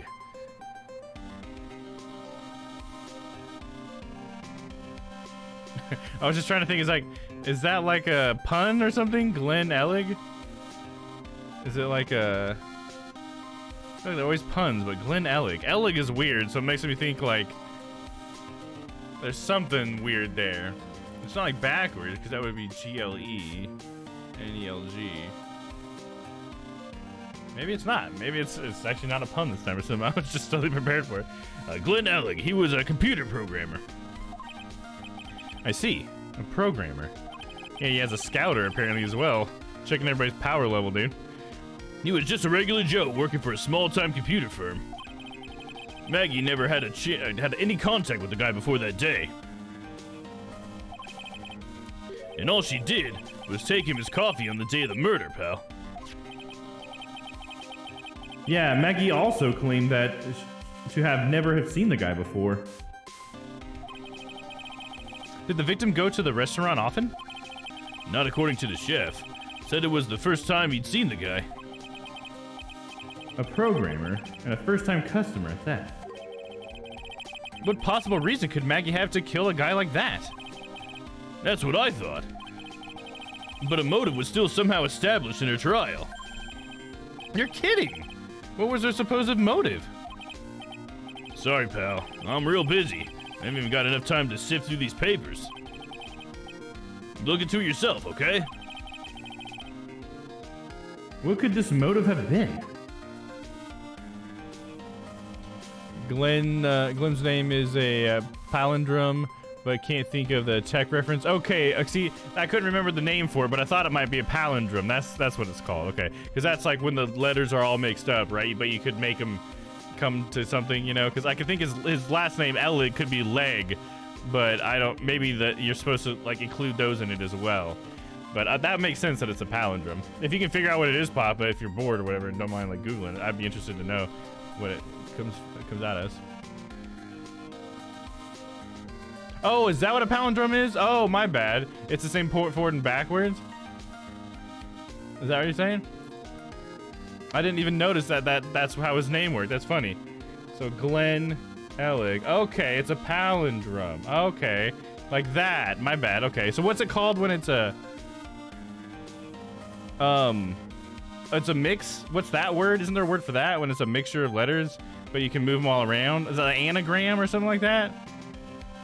What the fuck? I don't remember any of these words. My vocab's just leaving me. But okay, it's a palindrome. So that's where it's like silly. Oh, I couldn't think of a pun, I guess, this time. Alright, let's see the investigation. This isn't really a proper investigation. I'm kind of working on it by myself. Oh, that's right. The judge already ruled on the case and all the evidence is in already. The only problem is with Maggie's testimony. Yeah, doesn't sound very good for us, huh? Look, pal, I've got a mountain of papers on this case to look over before tomorrow. So I'm just gonna say this. Maggie Bird's no liar. She's... Okay, so she's a bit out there, but a bit off base sometimes. But she's a good cop. That's not exactly complimentary, you know. So what do you think really happened? Anagram sounds right. I Google anagram is a letter jumble correct. Okay, cool. So I guess at least I guessed it right, man. Okay. I was thinking maybe it was an anagram, but it's definitely a palindrome. Thanks for straightening me out on that, Papa. I appreciate that, man. And just how contradictory is her testimony? The biggest problem with Maggie's testimony is the number of people at the table. Yeah, my thoughts exactly. Maggie still insists there was another guy sitting with the victim. Right, but get this. Everyone else in the place says the guy was alone, even the chef. And then there's that CD. CD? Oh, yeah. She did mention something about a CD. And there was a sample CD on the table, sir. But our guys turned that place upside down. There was no CD. What? Not on the table, not anywhere in the whole restaurant, pal. But didn't Maggie say the victim was wearing an earpiece too? Yeah, but that was for the portable radio on the front pocket of his hoodie. A radio? He didn't have a CD player? You got it. Your phony never explained that contradiction at all. Come to think of it, the owner of Trevian didn't mention that CD either. I don't know why, but I get the feeling Mr. Armstrong's got something to hide. Oh, hell yeah, he does. We need to get that Magatama so we can figure it out, dude. We gotta present some stuff as well. I mean, all the names in Ace Attorney is all references. Well, they're all references, or apparently it's just a palindrome.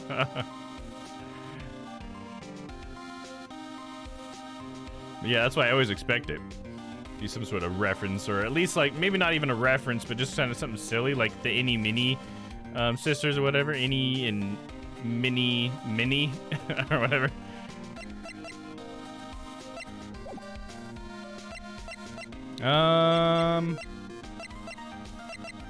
Gotta present something. Let's try the newspaper or sports paper. What's that? A sports paper? Yeah, I found it in the magazine's rack at. I found it in the magazine rack at Très Bien. It's dated the same day as the murder. You may be onto something here. And take a look at this. See this writing here? MC Bomber. Hey! What is it? I've heard that name somewhere before. Yeah, MC Bomber. Wow, he actually seems to be thinking for once. It's no good. I can't remember. And he goes back to being Gumshoe, the Gumshoe we all know and love. Hell yeah, we love him. Hey, pal. I'm gonna borrow this paper for a bit, okay? I want to get a handwriting analysis done on the scribble. Handwriting, huh? Be good to know more about that in any case. Thanks, pal. I bet this will turn out to be an interesting clue. Sports paper given to Detective Gumshoe. There you go. With a job listing, you want that too? You might need this, dude. Oh, snap! What do you make of this? Sorry, pal. All I can think about is Maggie at the moment. This is a generic response. No, I didn't mean it like that. I meant... You don't have to explain, really. Oh, we'll present the chef. We'll start with the victim, Lynn Ellig. Present. What do you make of this? Oh, it's a generic response. Okay. And we'll try the chef. The chef at Trite, huh? You know what that chef said to me? Ooh la la, your body is full of la toxins. And then he gave me this bottle. What's in it? I don't know. The label says juniper. I'm under orders to put a few drops of it in my bath every day. Under orders? Yeah, you know. There's something about that lady. I mean guy. Huh? You can't stop thinking about him? Not like that, pal. Give me a break. He's not my type. I mean, I can't stop thinking that he's involved with this case somehow. Sounds like he knows a little something more about our charming chef.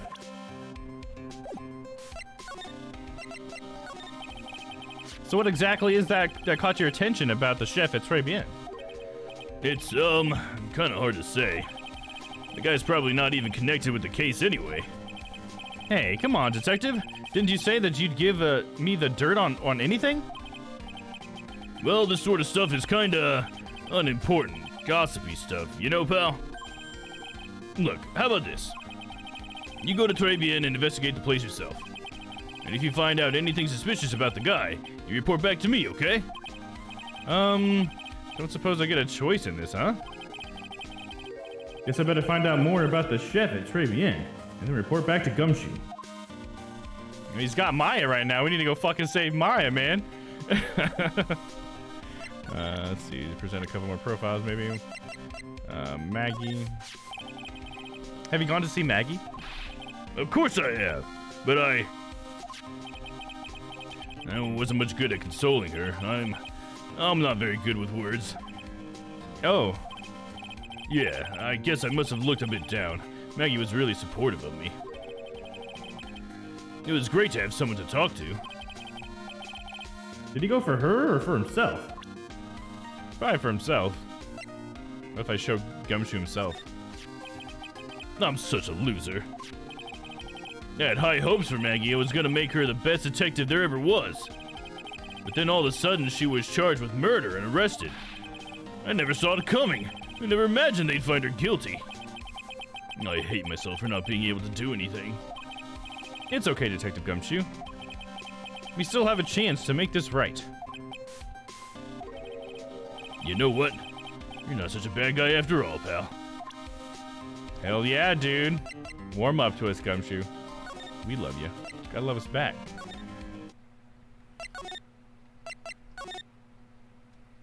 Back at Trite. January 6th. Trite. The scent of flowers sure is strong. It's almost making me dizzy. Whoa, who is this? Is this, oh, what is her name? What's her name? Tuesday? From the Addams Family? Is that her name? It was something like day of the week or like a month or something, wasn't it? Oh, hello. Oh, she pulled a pearly on us. Who was that just now? A customer? She had a sort of dark aura about her. Ah, welcome, bienvenue. Wow, what a cute voice. Oh, that's funny. It was actually Maya. I was using the chef's voice. It's Maya saying it. It's so funny. I'm sorry, Maya. I didn't mean to do it to you. Oh, it's just you, Nick. Maya! Look, we actually get to see Maya in a different outfit. How crazy is that? Her name was, it was Wednesday. That's what it was, Wednesday. Thank you, Flack. I appreciate that, dude. Nice one. You know, I'm getting a little scratch in my throat. I think I need some more drink. Let's just say that. I'm drinking grape juice right now. I'm gonna go get some more grape juice. So I'll be just right back, guys, and we're gonna continue on with Maya and her cute little waitress outfit. Here we go. BRB. Monday, Kenna, Bridge of Spirits.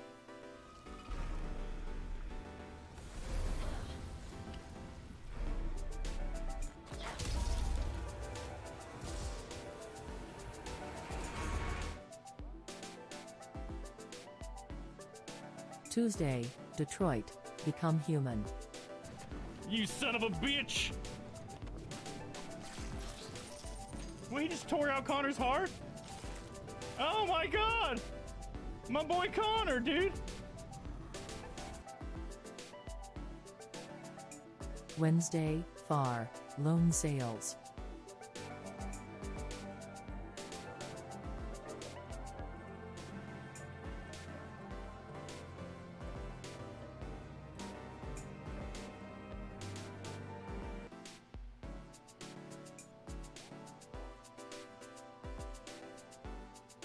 Thursday, Phoenix Wright Ace Attorney. You don't think we're being a tad fickle? That's a good point. Is it a good point, though? Is it, though?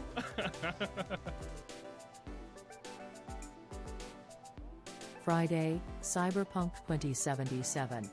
Gave us a smooch, guys. I'm indebted. Maybe there's still a chance, baby. Still a chance. And there she goes.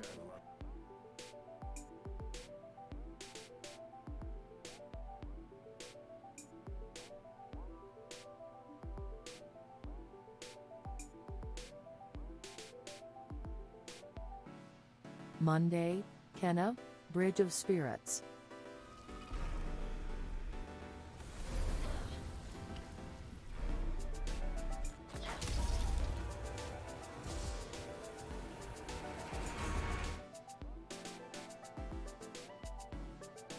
Tuesday, Detroit, Become Human. You son of a bitch! Wait, he just tore out Connor's heart? Oh my god! My boy Connor, dude! Wednesday, Far, Lone Sales.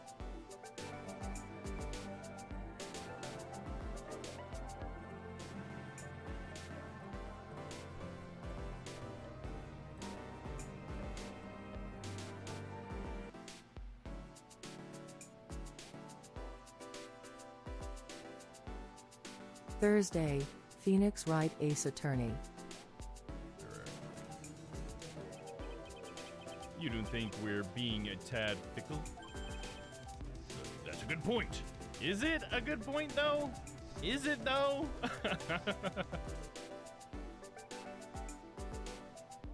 Friday, Cyberpunk 2077.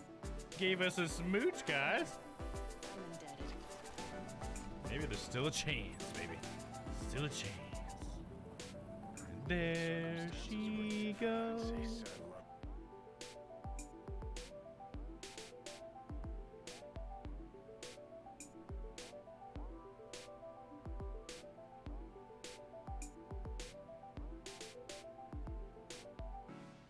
Monday, Kenna, Bridge of Spirits.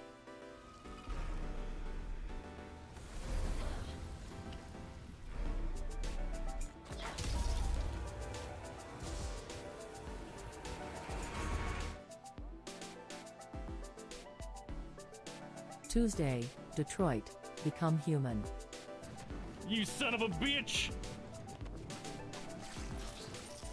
Wait, he just tore out Connor's heart? Oh my god! My boy Connor, dude! Wednesday, far, loan sales.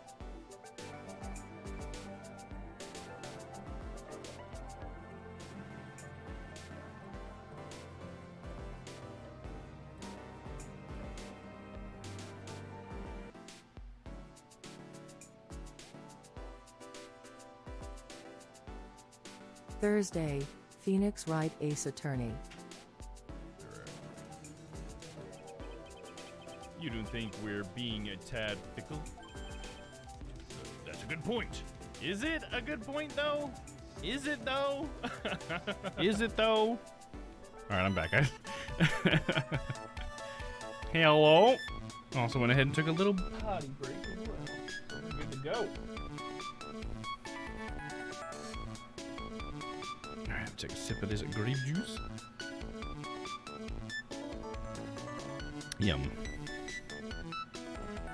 All right, here we go. Well, how do I look? Maybe you should quit being a spirit medium. Maybe, but it's kind of boring being a waitress. I mean, you're my first ever customer. Then who was that woman I just saw? Oh! Since you're here, you might as well have something to eat. I'm kind of hungry, actually. So, how do you like your new job, Maya? I never knew there was so much for a waitress to do. Take people's orders, bring them their food, make coffee, work the cash register. Of course, you need a customer. Before I can do any of that. Yeah, it's a nice-looking restaurant. It's a shame more people don't come. Don't forget about the ultra cute waitress. Check out my give me a tip smile. I'll give her a tip. Lunch special. Hey Nick, why don't you order something? The chef's preparing a tasty lunch set at the moment, or so he says. How much is it? It's the twin tea set, so it's $20, of course. The twin tea set? I believe. Oh, wait, the twin tea set? I believe I'll be taking a pass on that. It's kind of expensive. What? But you can't. Come on, Nick. It's not every day I get to be a waitress. I want to try carrying plates and working the cash register. How about cleaning the toilets? That should keep you busy. Yeah, right. Maybe later. About the lunch. Oh, a fine choice, sir. No, oh gosh. Kitchen, a lunch special, please. With all the extras, drink, side salad, dessert, and gift. And gift? I don't need any of that. Just a moment, please, sir. Maya. Maya's really getting into this. So how much is this set lunch then? $20, huh? But with the drink, side salad, and dessert, it's $45? Hey, wait a sec, Maya! Sorry to keep you waiting, sir. Here you are, our deluxe fortify lunch set. Whoa. A dish inspired by lobster and abalone fricassee with a balsamic vinaigrette. Bon appetit. Thanks? Deducted from her pay, right? Yeah. She probably doesn't even know how that part works yet. Come on, Nick. Hurry up and try it already. Lobster, huh? All right. Down the hatch it goes. Well? Are you hungry, Maya? I'm starving. Here, it's yours. Really? Remember, Maya, my wallet doesn't print money, so you better polish off that plate. It doesn't taste good, does it? I just remembered. I've got to clean the toilets. Hey! You can't be in that much of a hurry to clean the toilets. Clay Bien lunch special added to the court record. Clay Bien lunch special costs $20 despite how unbelievably bad it tastes. That's funny. How's that guy managed to make good food taste so bad? Hey, Nick, you want to take a peek at the kitchen? The kitchen, huh? Not a bad idea. Now, what was it that Maggie said again? In the kitchen, you'll get to see all the chef's greatest secrets. In the kitchen? That sounds tasty. Hey, wait up! Maya! What is it? I'm pretty busy right now. Weren't you going to show me around? Tisk, there goes my plan to find some cool clue and show it off in your face. I better conduct this search in the kitchen myself. Can I move to the kitchen? There we go. Here we are, where all the nasty food gets made. Well, look at all the like little drapes he's got and everything. I mean, I guess it's cute, but it just seems a bad idea, especially draping them over those pots and shit, dude. What if something catches on fire, dude? All those drapes are catching on fire. Now, over the, you know, the pan storage, I guess it's fine. Still just seems like it would get all messy and oily. Ugh. January 6th, Très Bien Kitchen. And here it is, the famous Très Bien kitchen. It's my first time in here too, actually. There was a weird atmosphere in here, that's for sure. Oh, check out the bottom left. He's got a whole fucking box full of those little aromatherapy bottles. That's a safety hazard waiting habit, exactly, for sure. It'll be très magnifique when it goes up in flames. Yeah, exactly. Oh, a magnifique. And he'll just be doing his little, oh, it's on fire. Armstrong's so funny. Mr. Armstrong will be back soon, so we better search quickly. Chop chop. Oh, the Magatama. See, he's fucking stole at that bitch. Now I know I'm a French... Wait. Now I know I'm in a French restaurant. I've never heard of most of these seasonings. Hey, Nick. This container has oyster sauce. What's that? Isn't that used in Chinese food? Ah, look! Right there on the counter. My Magatama! What's it doing there? What indeed? All known from Maya, recovered in the kitchen of Très Bien. Now I know I'm in a French restaurant. I've never heard of most of these seasonings. Hey, Nick. This container has oyster sauce. What's that? Isn't that used in Chinese food? And look at these knives. They look really sharp. I like to see how one of those slice through a cheesecake. A cheesecake? You don't exactly need a sharp knife to cut one of those, Nick. That's true, but it would be delicious. I'm with Nick. Let's fucking get some cheesecake, dude. What are these lace curtains for? I don't know, but they give the place a real homey feel, don't they? Lace curtains. You know, if I was a cooking pot, I'd be perfectly happy to sit on a shelf under those. How do you respond to something like that? Phoenix is like, you're an idiot. What's this? Looks like a treasure chest or something. Wow! Look at all these little bottles. Oh, they're aromatherapy oils. He's got so many, they're overflowing onto the floor. Let's see. 1, 2, 3, 98, 99, 100. They're all the same, too. Hey, wait a minute. What is it? There's one bottle that's different from all the others. Well, what do you know? It doesn't have a label either. And it doesn't smell. So what's that liquid inside then, I wonder? Could it be poison? Maybe. Hey, Nick, we should borrow this. I mean, I know how many bottles he's got. He won't miss one, will he? Small bottle found in the kitchen. Shape is different from the other bottles. Contents unknown. Got a piece of evidence. Now this is one large mirror. I bet this is where he makes himself look pretty. There's a book on the dresser. Clarence Armstrong's Bedtime Literature. Not exactly Pulitzer Prize material, is it? It looks like a collection of poems he's written. Poems? Cool. Read one out.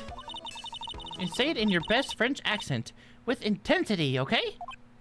Okay, here's one. It's called Printemps. Printemps? The two of them like actors from a film. The coffee still undrunk. Sweet nothing's over too soon on that sad Sunday morning. The foolish cocktail so delicious. Take the last sip of your tea, and I know what I will do. I must lie with you. I must lie to you. I must. Huh? That's it? Yep, that's a poem for you.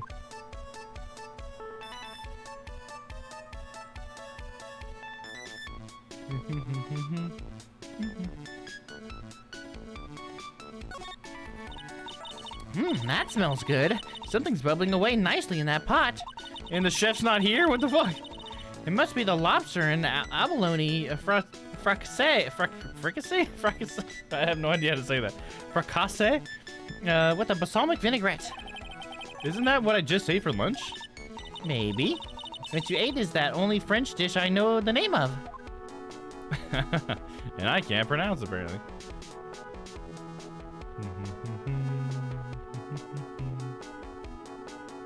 We're done examining for now, right? We got the Magatama, which was the main deal.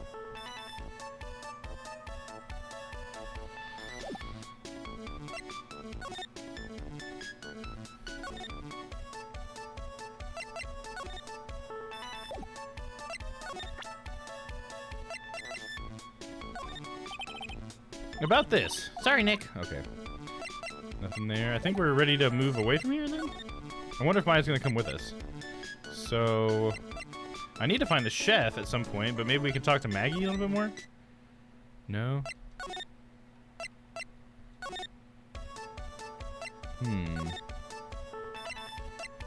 Could there have been something left in here to look at?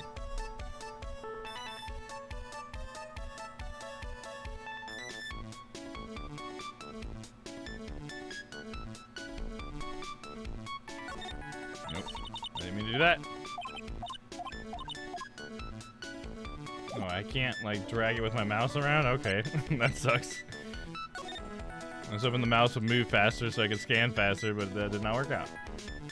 Yeah, it doesn't look like I've missed anything. So it must be that I need to show somebody something? I need to move somewhere? Can't slide, so that's all we got here.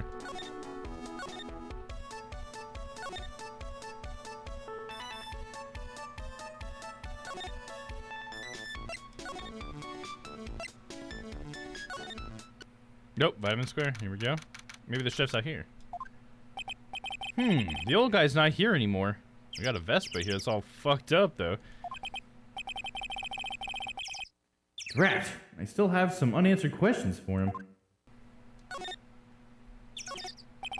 A scooter, huh? Who'd leave it right in the middle of the park like this? The wheel guard and the light are busted. Guess it must have been in an accident. It's totally wrecked.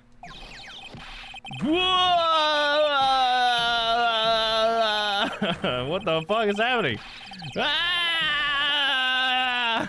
Who the fuck is screaming? Holy shit, it's a Yakuza dude, huh? Is this the guy who's impersonating us? He's got the hair like Phoenix. Dude, he's like fucking beet red, dude. He's gotta be Yakuza, right? With that get up, he looks like a guy from the Yakuza games. I can tell you that. Hey, what do you think you's doing with my bike? No, I was just... Whoa, who's been messing with my new ride? Is that what you's been doing? New ride? Isn't that kind of... Whoa, you's gonna pay for this. It wasn't me. I was just passing by. Hey, then who's the one that covered the saddle and crap, huh? Whoa, you's gonna pay. You catching my drift? No, wait a sec. I'm not a pigeon, so I couldn't... The wise guy, eh? Nah, to be you so hard, it'll look like yous was smooching the express train. Uh-oh. You's better watch your back. This ain't over. I'm gonna round up a group of lawyers and then you's gonna pay. Actually, I'm a lawyer myself. What'd you say? I'm Phoenix Wright, attorney at Phoenix Wright? You saying you Phoenix Wright? Yeah, I am. So you a wise guy too, huh? 'Cause I'm Phoenix Wright, the one and only. What?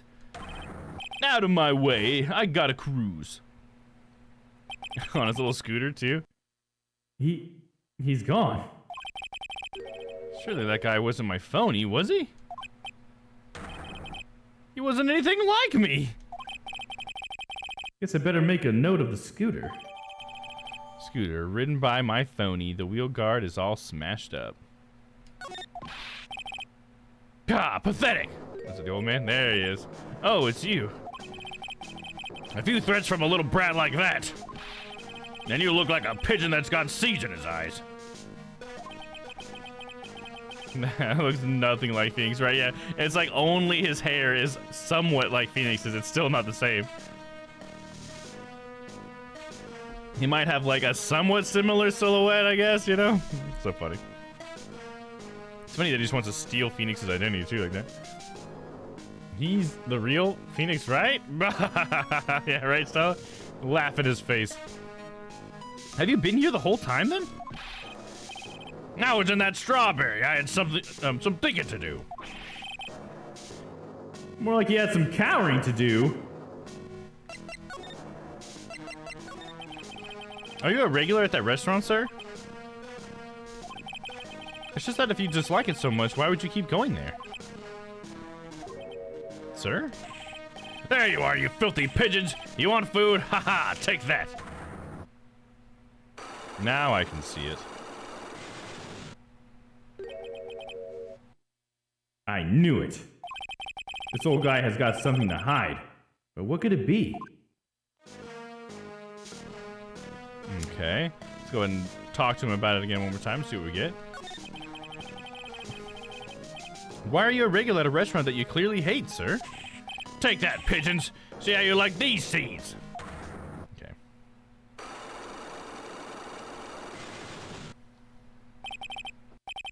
It's no good. Gonna have to break his psych locks.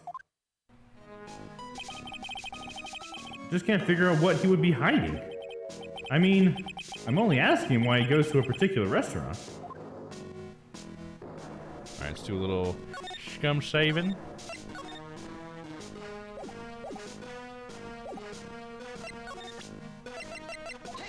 Take that. Let's see what we got here. Big old nose. You want some nose cream for that? Damn, dude. Très bien regular. It's time you told me the truth. Why are you a regular at a restaurant you just like so much? Isn't it obvious? People only have one reason to go to restaurants: to eat. To eat? Is that the whole truth? What do you mean? I don't think you go to the restaurant for the food at all. You insolent brat! How dare you accuse me? What proof have you got? I can tell that you're not, nor anyone else in the world would go to that place for its food, because the lunch special tastes terrible and it costs too much. Save's coming, shake my head. Hey, don't you judge me. The proof is in the pudding, or in this case, the lunch menu. That's the twin tea set. The food at Trite is terrible and expensive.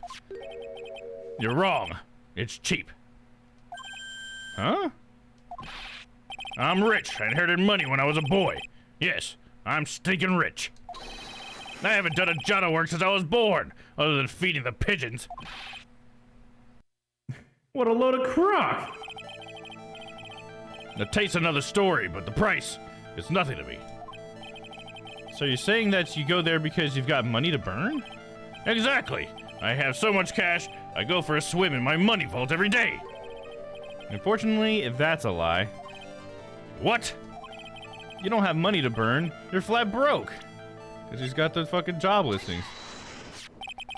This is yours, right? My magazine. Why would a rich retiree be looking for a job? I was. So what? So I was looking for a job. I'm buying a lot at the moment. I need spending money. No. I don't go to that restaurant for food. I just go for the Javachino. Yeah, I think you mean a cappuccino. Anyway, how much does a cappuccino cost there? $8.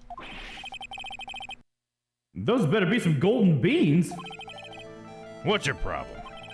You think a poor man would be better off drinking dishwater, do you? Is that it? No, I wasn't thinking that. I was wondering if the coffee there is really that great. No, it's not. But anyway, yes, that place has free newspapers to read every day. Newspapers? Exactly. They don't want me hanging around at home, so I go there. I'm sorry, sir, but there are no free papers to read at Trite.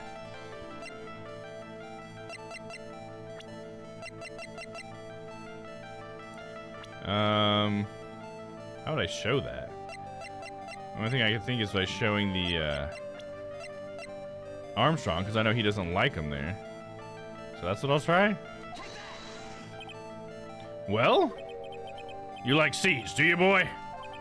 Sorry? If you like them so much, then how about them seeds? Now eat up, boy, you hurt me. Ow! Ow! Well, ow, that was no good. Ow! Well, boy, how do you like them seeds, huh? But anyway, yes, that place has free newspapers to read every day. Yeah, I fucked that up. Okay, no. I don't think we have what we need here. I know they don't like having magazines there, or newspapers there. But I don't have any proof of that right now. But there are no free papers to read at Trite.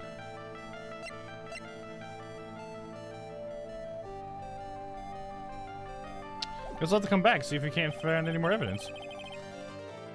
I don't think I have enough evidence yet. I should investigate and gather some more clues before I try again. Alright, let's see, let's move.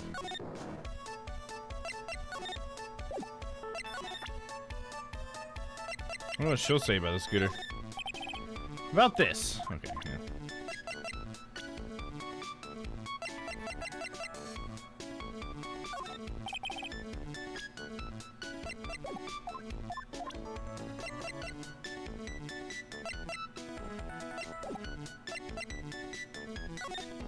Kitchen? Is the chef back yet? No.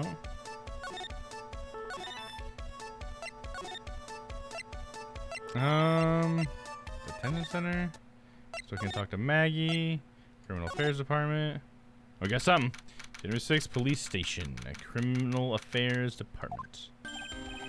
Nay, you're just in time. What is it, Detective Gumshoe?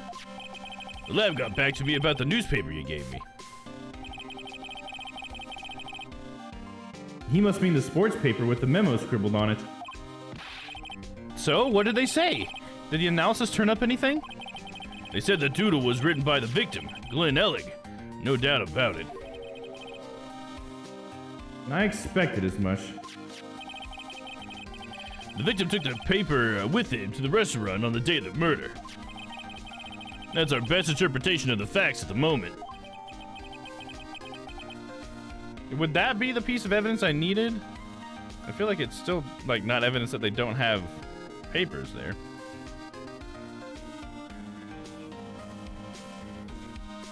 So I don't know, I'm still not sure about that one yet.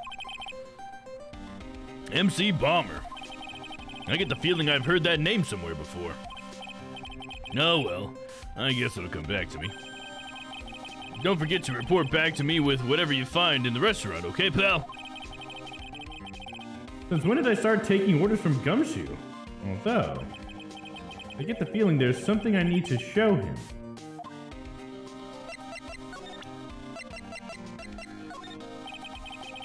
What do you make of this? He's not gonna tell me anything. Something I need to show him. The small bottle. You got one of those aroma bottles too, huh? Only this one doesn't smell. Huh? I don't get you. This is mixed in with all the other aromatherapy bottles, but it's not the same. It doesn't even look the same. Wouldn't you agree? A cologne bottle that doesn't smell, huh? Smells like a skunk to me, pal. Mind letting me borrow that bottle for a while? I want to send it to the lab for analysis. That's exactly what we need to do. The victim was poisoned, so the contents of this bottle are pretty important. Small bottle given to Detective Gumshoe. I had a hunch there was something funny about that chef. You suspect Jean Armstrong or John Armstrong? I've got that guy's number. I know what his secret is. That must be the same secret Gumshoe was talking about before. I guess I better fill you in on the details. About this Armstrong guy's secret, I mean. Fuck yeah, you do. So what's Mr. Armstrong's secret? You ever had a lunch at Trite, pal? Yes. So how was it? To put it nicely, it was inedible. Hey, don't worry about being nice around me, pal. You and I both know the reason that place is so empty is because of its food. I mean, the place is clean, and he's got a girl like Maggie as a waitress, so... Yeah, I guess that's probably the food. The real scoop on this guy is he's up to his ears in debt. Really? How much does he owe? This is a copy of his loan contract. He's about $500,000 in the red. Whoa, dude. $500,000? Are we talking dollars? Yeah. Hey, if it was sterling, they'd really be in trouble. Sorry, that figure just took me by surprise. Yeah, this case is full of surprises. And I'd be willing to bet that chef's got something to do with most of them. That's my hunch. John's loan contract added to the court record. John's debt is $500,000. The owner of the loan is the tender lender. Tender lender will lend you money and will be tender.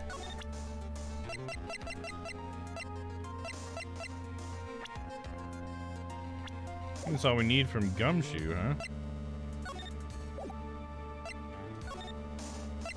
Hopefully now we can see the chef again. Play the end. Should we move to the kitchen? Nope, not here still. God damn it, dude.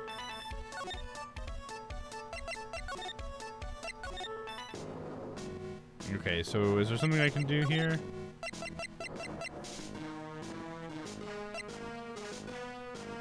They don't have any newspapers because of the sports paper? No, that doesn't make any sense.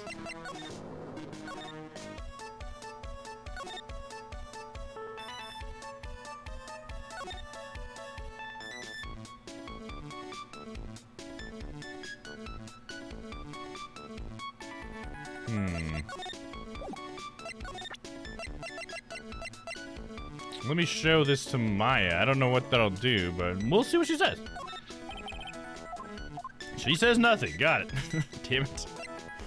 I need to find that chef guy again. Maybe I should have what it takes to not have... to show him that they don't have magazines here, but how do I prove that?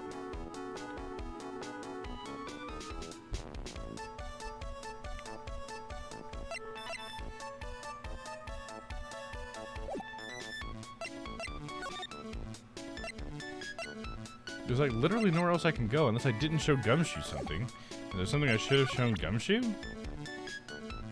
There's the fake Phoenix Wright guy. We met him and we can't tell anybody about him?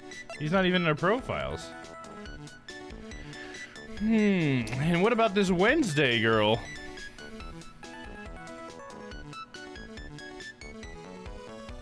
I'm kind of stumped. I must have to show somebody something. The only people I can talk to right now are probably still Gumshoe. We got Gumshoe here.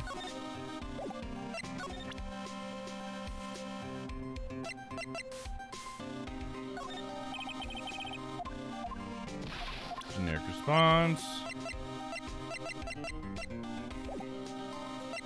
Huh, yeah, I don't think we have anything left with Gumshoe. But you know, I do have a question about the blue badger and his little mate now. He's got like a girlfriend, dude? And they're cuffed together? No matter what, whenever I come here, that mascot's there to greet me. You got that right, he's the blue badger. It was my idea, I made it. And now it's the national symbol of the police force. So what's with the pink one? It's new, right? Yup, meet the pink badger. So one's called blue and the other's called pink? But they're both called badger? You got it, they're married. So should I expect to see baby badger next time I'm here? That'd be kind of funny, right?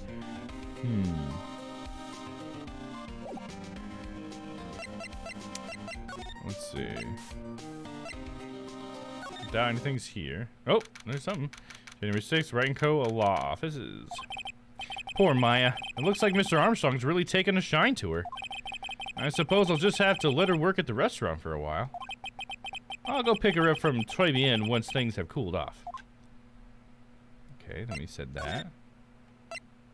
So then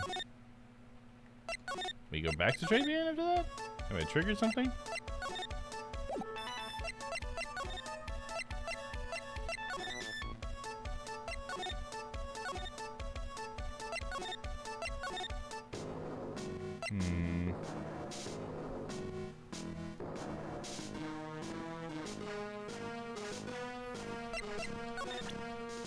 This guy's not gonna tell me anything no matter what I show him, right?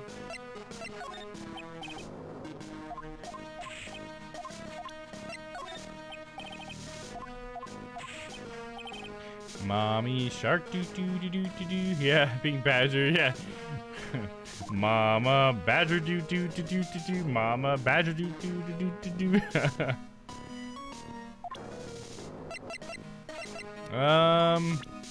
Fuck, I'm gonna have to look it up because I don't know what to do next, man. So let's get a little hint real quick. How's that sound? Bum, bum, bum, bum, bum. I love the music in this one. I mean, I love them in all of them, but this one definitely steps it up with the music, I feel.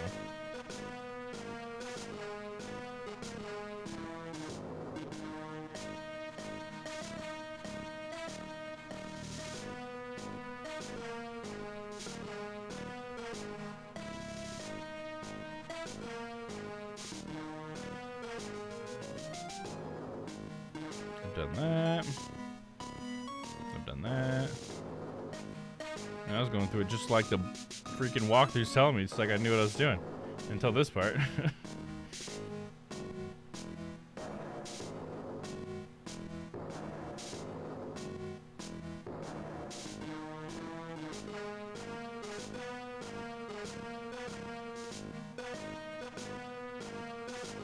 Okay, I did that part.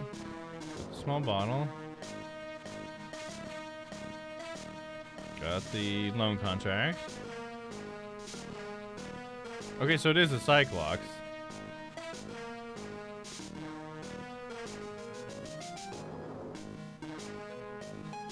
Okay, okay.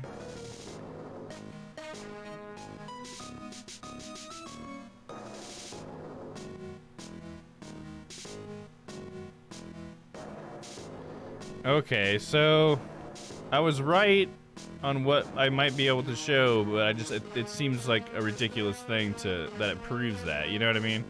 So what it is like I'm supposed to prove to him that they don't get newspapers at the restaurant by showing him the sports paper. Like I thought maybe it was that, but it didn't make any sense to me. It is that. And I guess the whole point is supposed to be, based on what this says, is it's because it was dated over a month ago. So that means they don't get daily newspapers. So that, okay, I can see how I could have thought of that, but I didn't, obviously, so.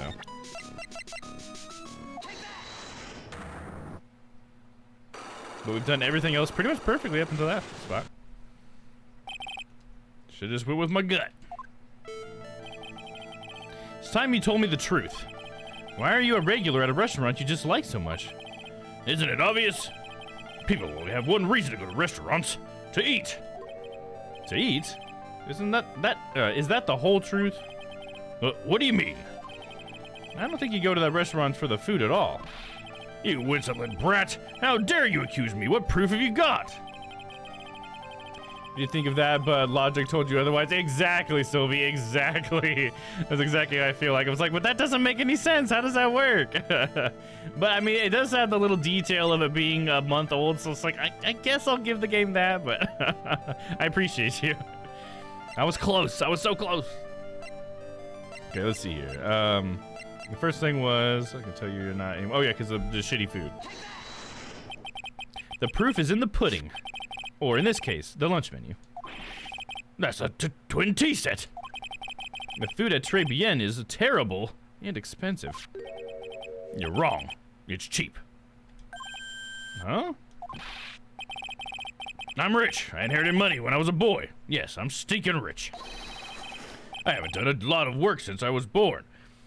Or I haven't done a jot of work since I was born, other than feeding the pigeons. What a load of crock. The taste's another story, but the price is nothing to me. So you're saying that you go there because you've got money to burn? Exactly. I have so much cash, I go for a swim in my money vault every day. Unfortunately, that's a lie. What? You don't have money to burn. You're flat broke. This is yours, right? My magazine. Why would a rich retiree be looking for a job? I was... so what? So I was looking for a job. I'm buying a lot at the moment. I need spending money. Oh? I don't go to the restaurant for food. I just go there for the Javashino. Yeah, I think you mean cappuccino. Anyway, how much does a cappuccino cost there? $8. Those better be some golden beans. What's your problem? You think a poor man would be better off drinking dishwater? Do you? Or do you? Is that it? No, I wasn't thinking that.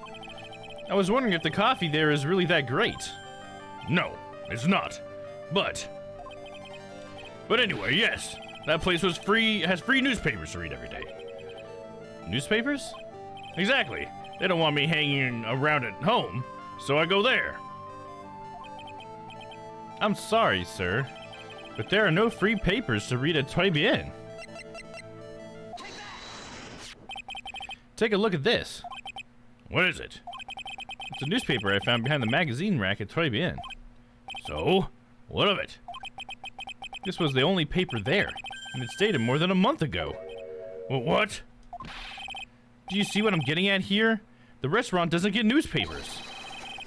This is just this is just one that the customer happened to leave behind. Tell me, why are you so determined to hide the truth? I'm not hiding anything. I'm gonna have to put this guy out of his misery. I'm gonna have to put him out of his misery. Listen. The real reason why you go so much to Très Bien is it has to be Maggie. If he's not there for the food, he's not there for the coffee, he's not there for the magazines, he's there because Maggie's pretty. What are you asking me about that girl for? She was the waitress at Très Bien. Therefore, the answer to the mystery of why an old man would drink expensive coffee at a terrible restaurant is the waitress. I'm not hiding anything. Everyone that has something to hide, right? That's what they all say. Exactly. But I don't recognize that face. And you are probably telling the truth here. Because you weren't looking at the girl's face, but at her outfit. Oh. That's the truth, isn't it? You dirty old man. You became a regular at the restaurant because of the waitress's uniform. Because you like ogling at little girls. Well, that's a horrible way to put it. I'm just saying he's an old man and she's a young lady. Not that she's a little girl. No, a little too far there, Dom. That uniform is all you can think about, isn't it? I can't take it. To you, that waitress was your... Enough, please, no more. Stop saying that word. Stop saying waitress. Stop it, stop it, stop it.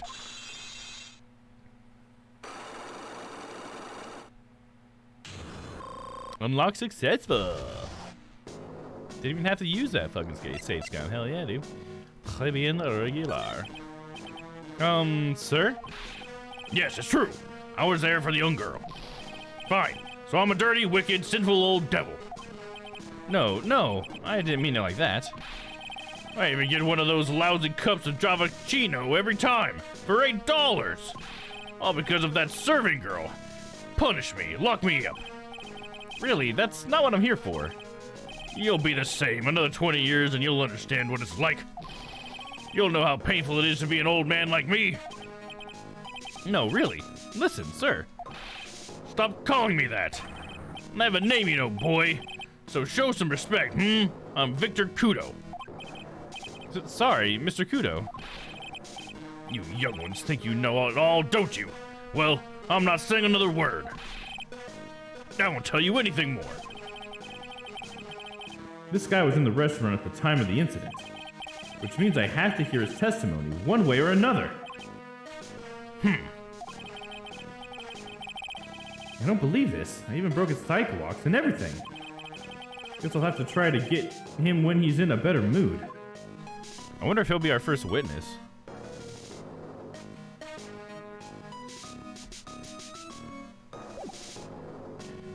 Okay, well, I think we got everything we can out of him then. Let's go back to Très bien. See if the chef is in. Nope.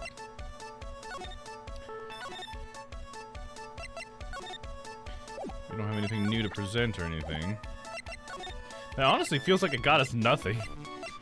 Like, what did we get out of that? Criminal affairs. Like, I need to see the chef. Oh, I got his profile now. Let's see if Gumshoe knows anything about him. Was in Très bien at the time of the incident. Has a thing for waitresses. I should show that to Maya, see what she says. He looks like one of those grouchy old man types. Yeah. It's okay, though. I don't mind guys like that. But if he's involved with this case somehow, that's a different story. Sure. Here's a tip for you, pal. If you want to get information out of a guy like that, you're gonna have to find his weakness and try to get under his skin. His weakness? I wonder what that might be. Well, his weakness is gonna be Maya. We gotta bring Maya with us. That's what Gumshoe's saying. So let's move, go talk to Maya, show Maya the picture of the dude. No, it's that old man. Is he still feeding the pigeons? Yeah, he fed me as well.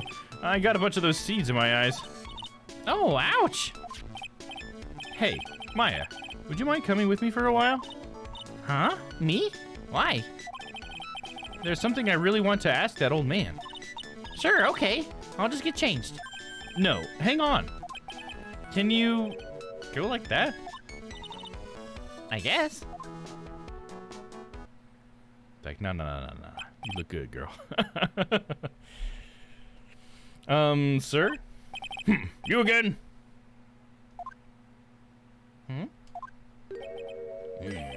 Well, I see. Nick, his eyes are burning into me. Yeah, he's undressing you with his eyes, girl. Get out of here, Maya. It's okay. I think it's going pretty well. Might be like, yo, Nick, what the fuck? Yeah, exactly. Gah! Huh? You're still just a little child. Run along and play on the slide, all right? But play on the slide? Ah, we were so close. It's a little more and he would have spilled. Pigeon. How can we crack this guy? Excuse me, please, sir. Quiet, can't you see I'm feeding the pigeon? Oh, I see what happened. Nice one. Oh, man, how funny. I didn't even think of that. For some reason, I was like, oh, we'll have to get an older woman to come with us. And it's like, oh, Mia just takes over Maya's body. And there we go. All of a sudden, she's like 10 years older. Oh, man, that's funny. Clever. Very clever. Clever girl, that Maya. Mia? Well, If you don't mind, sir, I'd really love to talk with you. yes. Of course, certainly. I'm Victor Kudo. Even from beyond the grave. Wow. Look at his nose now. It's like a big old drip. He's just melting in her hands. What you saw? About the incident. You mean the man who died after drinking the Javachino? It's like he's a different person. It was quite a shock, even for me. He was a strange-looking boy. The girl took the Javachino over to him, you see. And? Was the customer alone?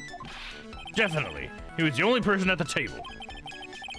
Then he took one sip from his Javachino And? then he said something like, "Ah," and then collapsed, dead. Oh, how terrifying. You're so good at listening, aren't you? I'll tell you anything, whatever you want to know. He certainly seems to be telling the truth now. It looks like Mr. Cujo didn't see the other man either. Do you like the food at Très Bien? Well, of course. I'm really quite a sophisticated man. I was a young businessman once, you know. I set up a casino in London. Really? How interesting. Eating the food at the restaurant really takes me back to the days in France. What a lovely story. London's in England, not France. Oh, yes, France is wonderful. I'd love to show you around the city sometime. It's too much. I can't take it. I want France.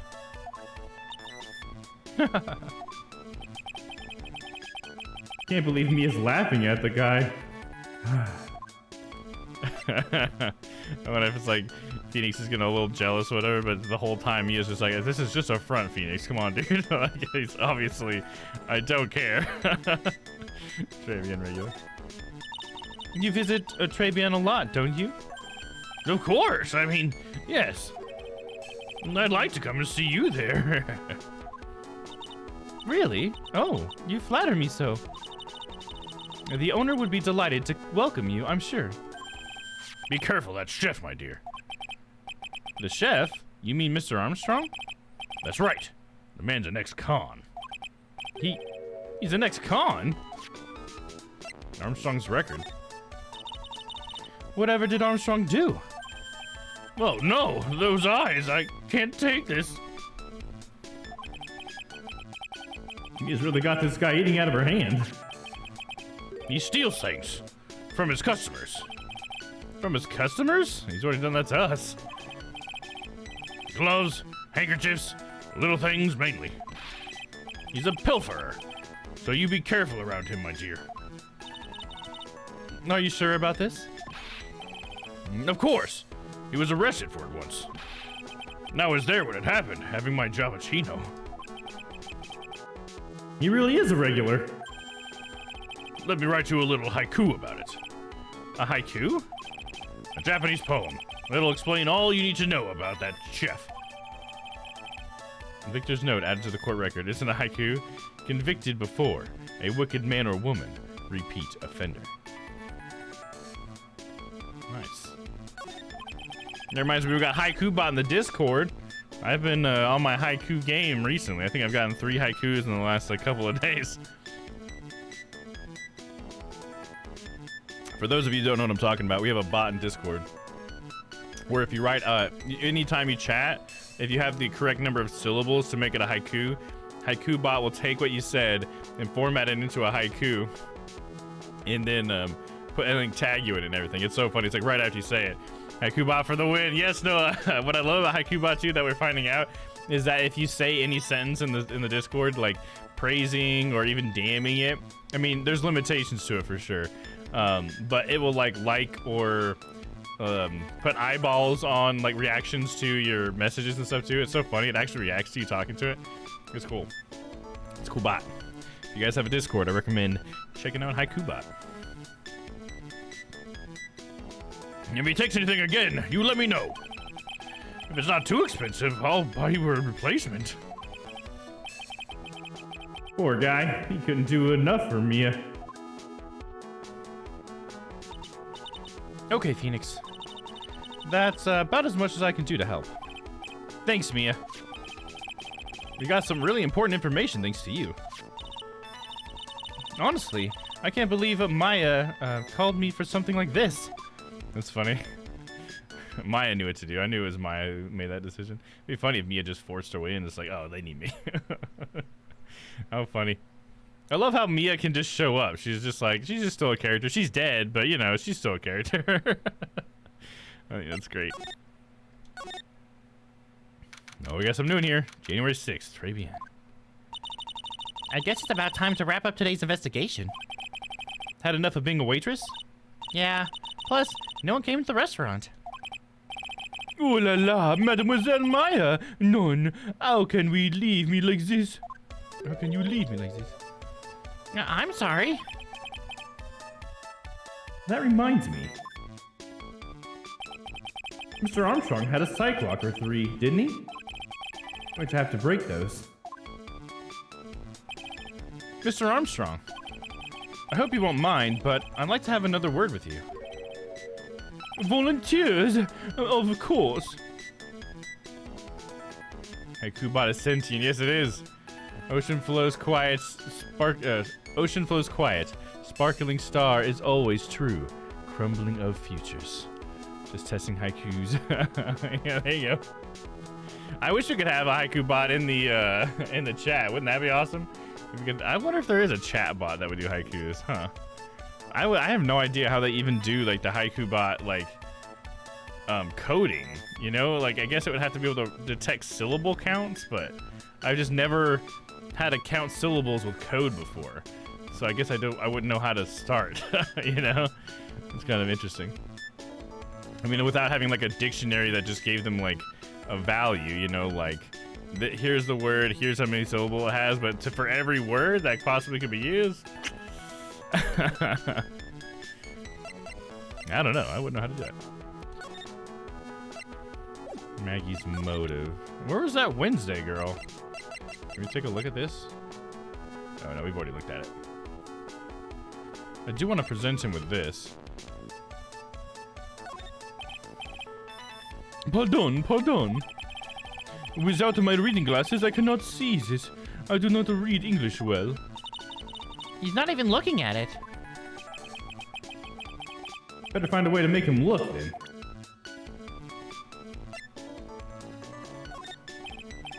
This is the same thing, okay.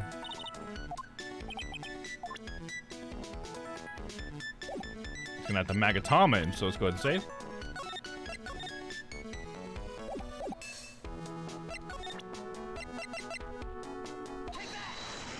Take that!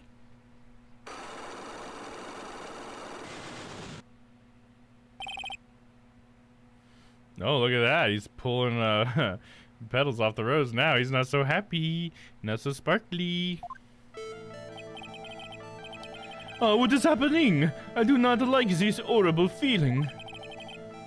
I have to know the truth. What happened that day? Alois, Alois, I will confess everything. Just don't hurt me. Huh? Well, that was a new world record. It was a lottery ticket. A lottery ticket? The man who died here had a lottery ticket. For $500,000. $500,000? Oui. But after the incident, this ticket... it disappeared. The ticket disappeared? This was the motive that the prosecution gave for Maggie. They said that she poisoned the man to get the $500,000 lottery ticket. Why didn't you tell me about this sooner? Mea Solus.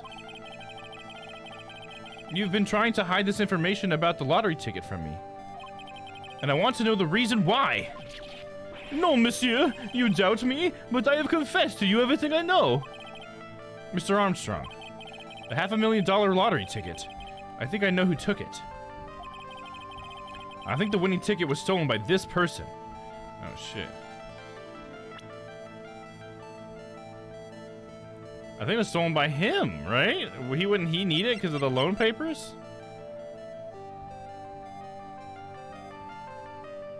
And he steals stuff. So it's gotta be him. Mr. Armstrong, I believe there is a very high probability that it was you. No!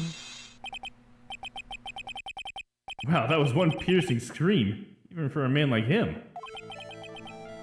Mais pourquoi moi? Why? You have no evidence. I am not masked the mask. I do not see kind of person who steals the property of others. Sorry to disappoint you, Mr. Armstrong, but I have evidence to the contrary. I present to you proof that you have stolen from others in the past. That would be the haiku. What is this? A poem? Oh, monsieur, you know me so well. I adore poems. Please, read it. And put some feeling into it. Convicted before, a wicked man or woman, repeat offender. I'm sorry to have to bring it up, Mr. Armstrong. But you have been arrested for stealing from customers before, haven't you? Mon Dieu!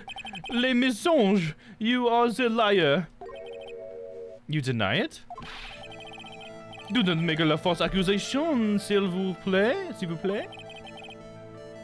So, do you have any proof? I want to see la incontestable proof that I have ever stolen from one of my customers. This Magatama? It seems old habits die hard, Mr. Armstrong. Well, what is that? This is my Magatama. And I found it in your kitchen. None! Wow, that scream just about broke some windows. Oui. I have weakness for la little trinkets and la figurines. My hand just slips out. I cannot stop it. You've stolen handkerchiefs, gloves, and other things from your customers, right? Oui, it is la truth. I'm just a timid little girl inside, monsieur. A timid little girl. Besides, this time it was not a small ticket, oui. It was $500,000. Mais non. Why would I steal it? I have no need for such money. Really now? Oh, monsieur, what is it? Isn't it true that you were in some pretty serious trouble? That you are desperately in need of a large amount of cash?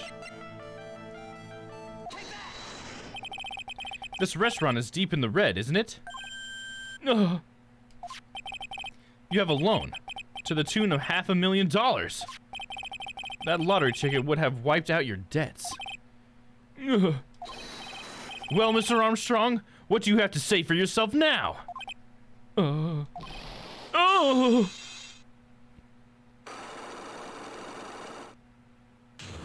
Unlock successful. Maggie's motive. Mr. Armstrong, you said that the victim had a winning lottery ticket for $500,000. How did you know he had something like that in the first place? The man, he was listening to la radio with his earpiece. Maggie said something about that too. The winning number was announced on the news, I think. All of a sudden, he exploded. Yes, $500,000, he shouted. And the ticket? Oui, he had the ticket and it's spread out on the table. I was so desperately in need of money, so I... Put the poison in his coffee? No. Oh, none, you naughty man. I simply helped myself to one of his tickets. What? The victim collapsed and Maggie passed out. I thought to myself, pourquoi pas? He had so many of them. Yeah, but only one of them was the winning ticket, right?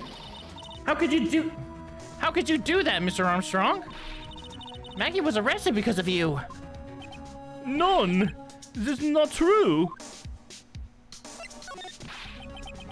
I did not take it. Not take it for $500,000, I mean.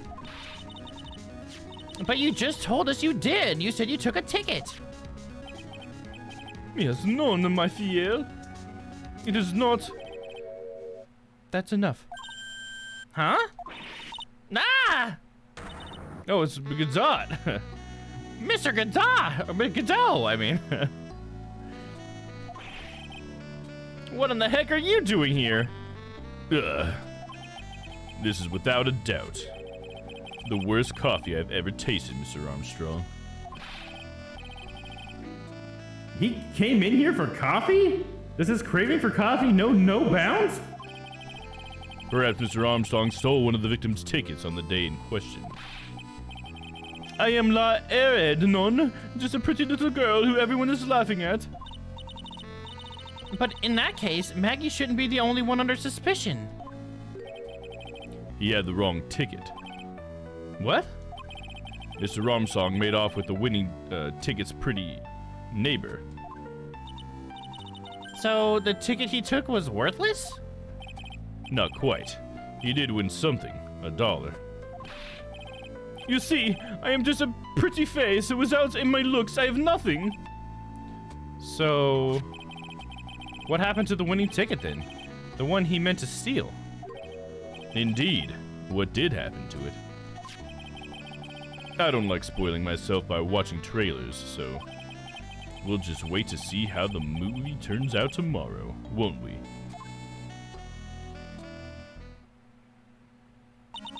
Nah. Voila! You too! Time to laugh at la pretty little airhead. Looks like he's trying to cheer us up all of a sudden. Looks like I won't be needing this note anymore. Victor's note thrown into the trash. Looks like we've got a new mystery tomorrow. Namely, where did the winning ticket go? I've got a bad feeling about this. Well, anyway. We can't let Maggie suffer any longer for this. And certainly not again. To be continued. Well, we're gonna get into it. We're gonna go ahead and keep going. Might have to stop at the beginning of testimony, but we're gonna stop in the middle of the trial at some point. Here we go. Save in progress.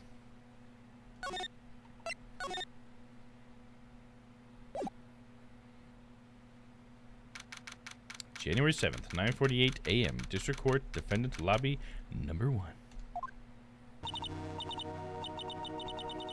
Oh, I see. I guess I should have expected this. Nobody saw the other guy, huh? But he was there when I took the coffee over, sir. Scout's honor. Maggie! No. Maggie! Ah, Detective Gumshoe! Are you doing all right? How are you feeling? As if you need to ask either question, sir. Don't let him get you down, Maggie. And don't forget to eat well, okay? Roger. And you? Yes? You'd better square this case away. You got it, pal? Maggie's innocent, you hear? If you screw up, then I'll be doing some squaring away myself. Squaring away some paperwork for your arrest.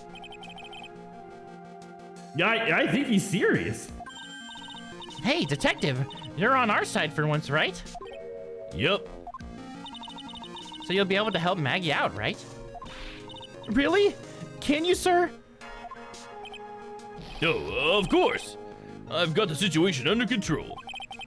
I'm gonna be the first witness on the stand today. If something I say doesn't mess with the facts, make sure to point it out, all right? Sure. Okay, we're forming a united front today, pal. You get me? Fuck yeah, we are.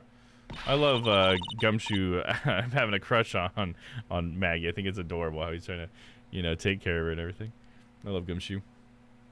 I can't tell you how grateful I am, sir. I've always admired you so much, detective. I know I can count on you. Looks like it should all go pretty smoothly today, huh? I can only wish. January 7th, 10 a.m. District Court, courtroom number 4.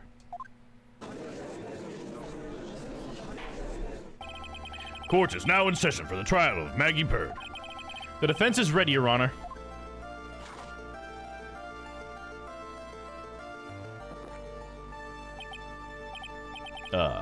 Bidder.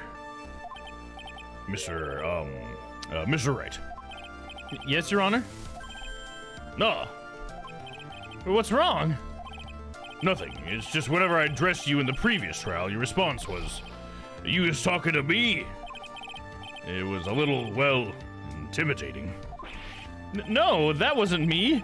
That was the phony Phoenix. I see. So our trusty Phoenix Wright is back with us now, is he? Our trusty? So, Mr. Godot, your opening statement, please. Mr. Trite, whether you are fake or the real deal, we will find out soon enough through this trial today. But I can already tell you, I'm the real Phoenix Wright. I wasn't questioning whether you are Phoenix Wright or not. I was questioning whether you had studied law or not. That's what I intend to find out. There's no denying it. Behind that mask is a man who really hates me, for some reason or another. I want to figure that out. That seems like a fun thing to find out. Why does Godot hate him? I wonder, it'd probably be like the final case, huh? I guess maybe some predictions I'll make for the final case I'll just throw out there is, I think Dahlia's going to come back. Because she's got to come back for one of these. And why not the big one at the end, right? The book ended with Dahlia. And I feel like Edgeworth's got to appear, at least in the last one. And I'm going to... I wonder if Godot was somebody that was involved with Dahlia's case. You know what I mean? I'm late. Hello? What's up, Crispy? Welcome in. Do you want to recap really quick? We just got through the first investigation part. You missed a pretty awesome character, I gotta say, Crispy. You might have to check the VOD out, because I don't know if we're going to see him for the rest of the stream tonight, but there's a new character in this case that is fucking hilarious. But yeah, you just let me know if you want to recap. But yeah, I'm thinking Dahlia. And I'm wondering if Godot has something to do with the Dahlia case. Maybe not. I'm not sure. Oh, Stella says the murder is Von Karma. Oh, you know what? Did we figure out if anybody won the last one? I forgot to do that. Let me check that out real quick. Thank you for doing that, Stella. I've been meaning to do something about that to advertise that that's a thing on these streams, but I keep forgetting to do it. I'll get better about it. Let me see here. Text files.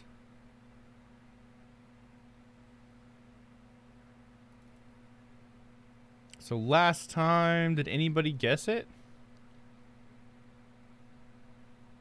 Yeah, it was Crispy. Crispy got it. She said, "Look at me." Hell yeah, she went with our gut with our first fucking clue, and she was right. There you go. Stella's in there for Von Karma in there. You don't have to do that, Stella. I'm just going to delete everybody else's, but yours is still in there.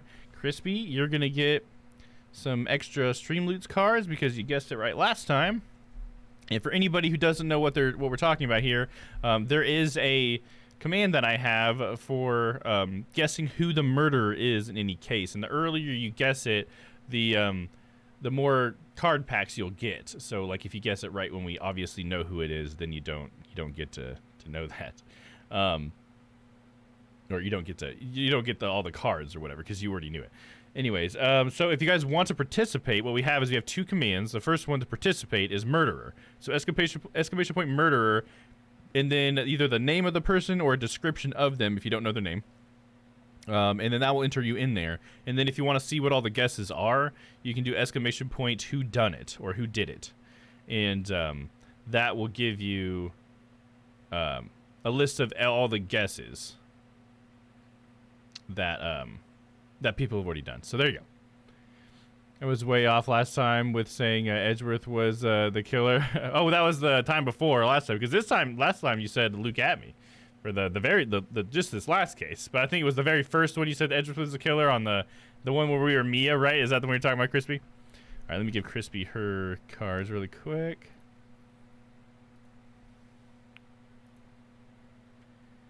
Gift packs.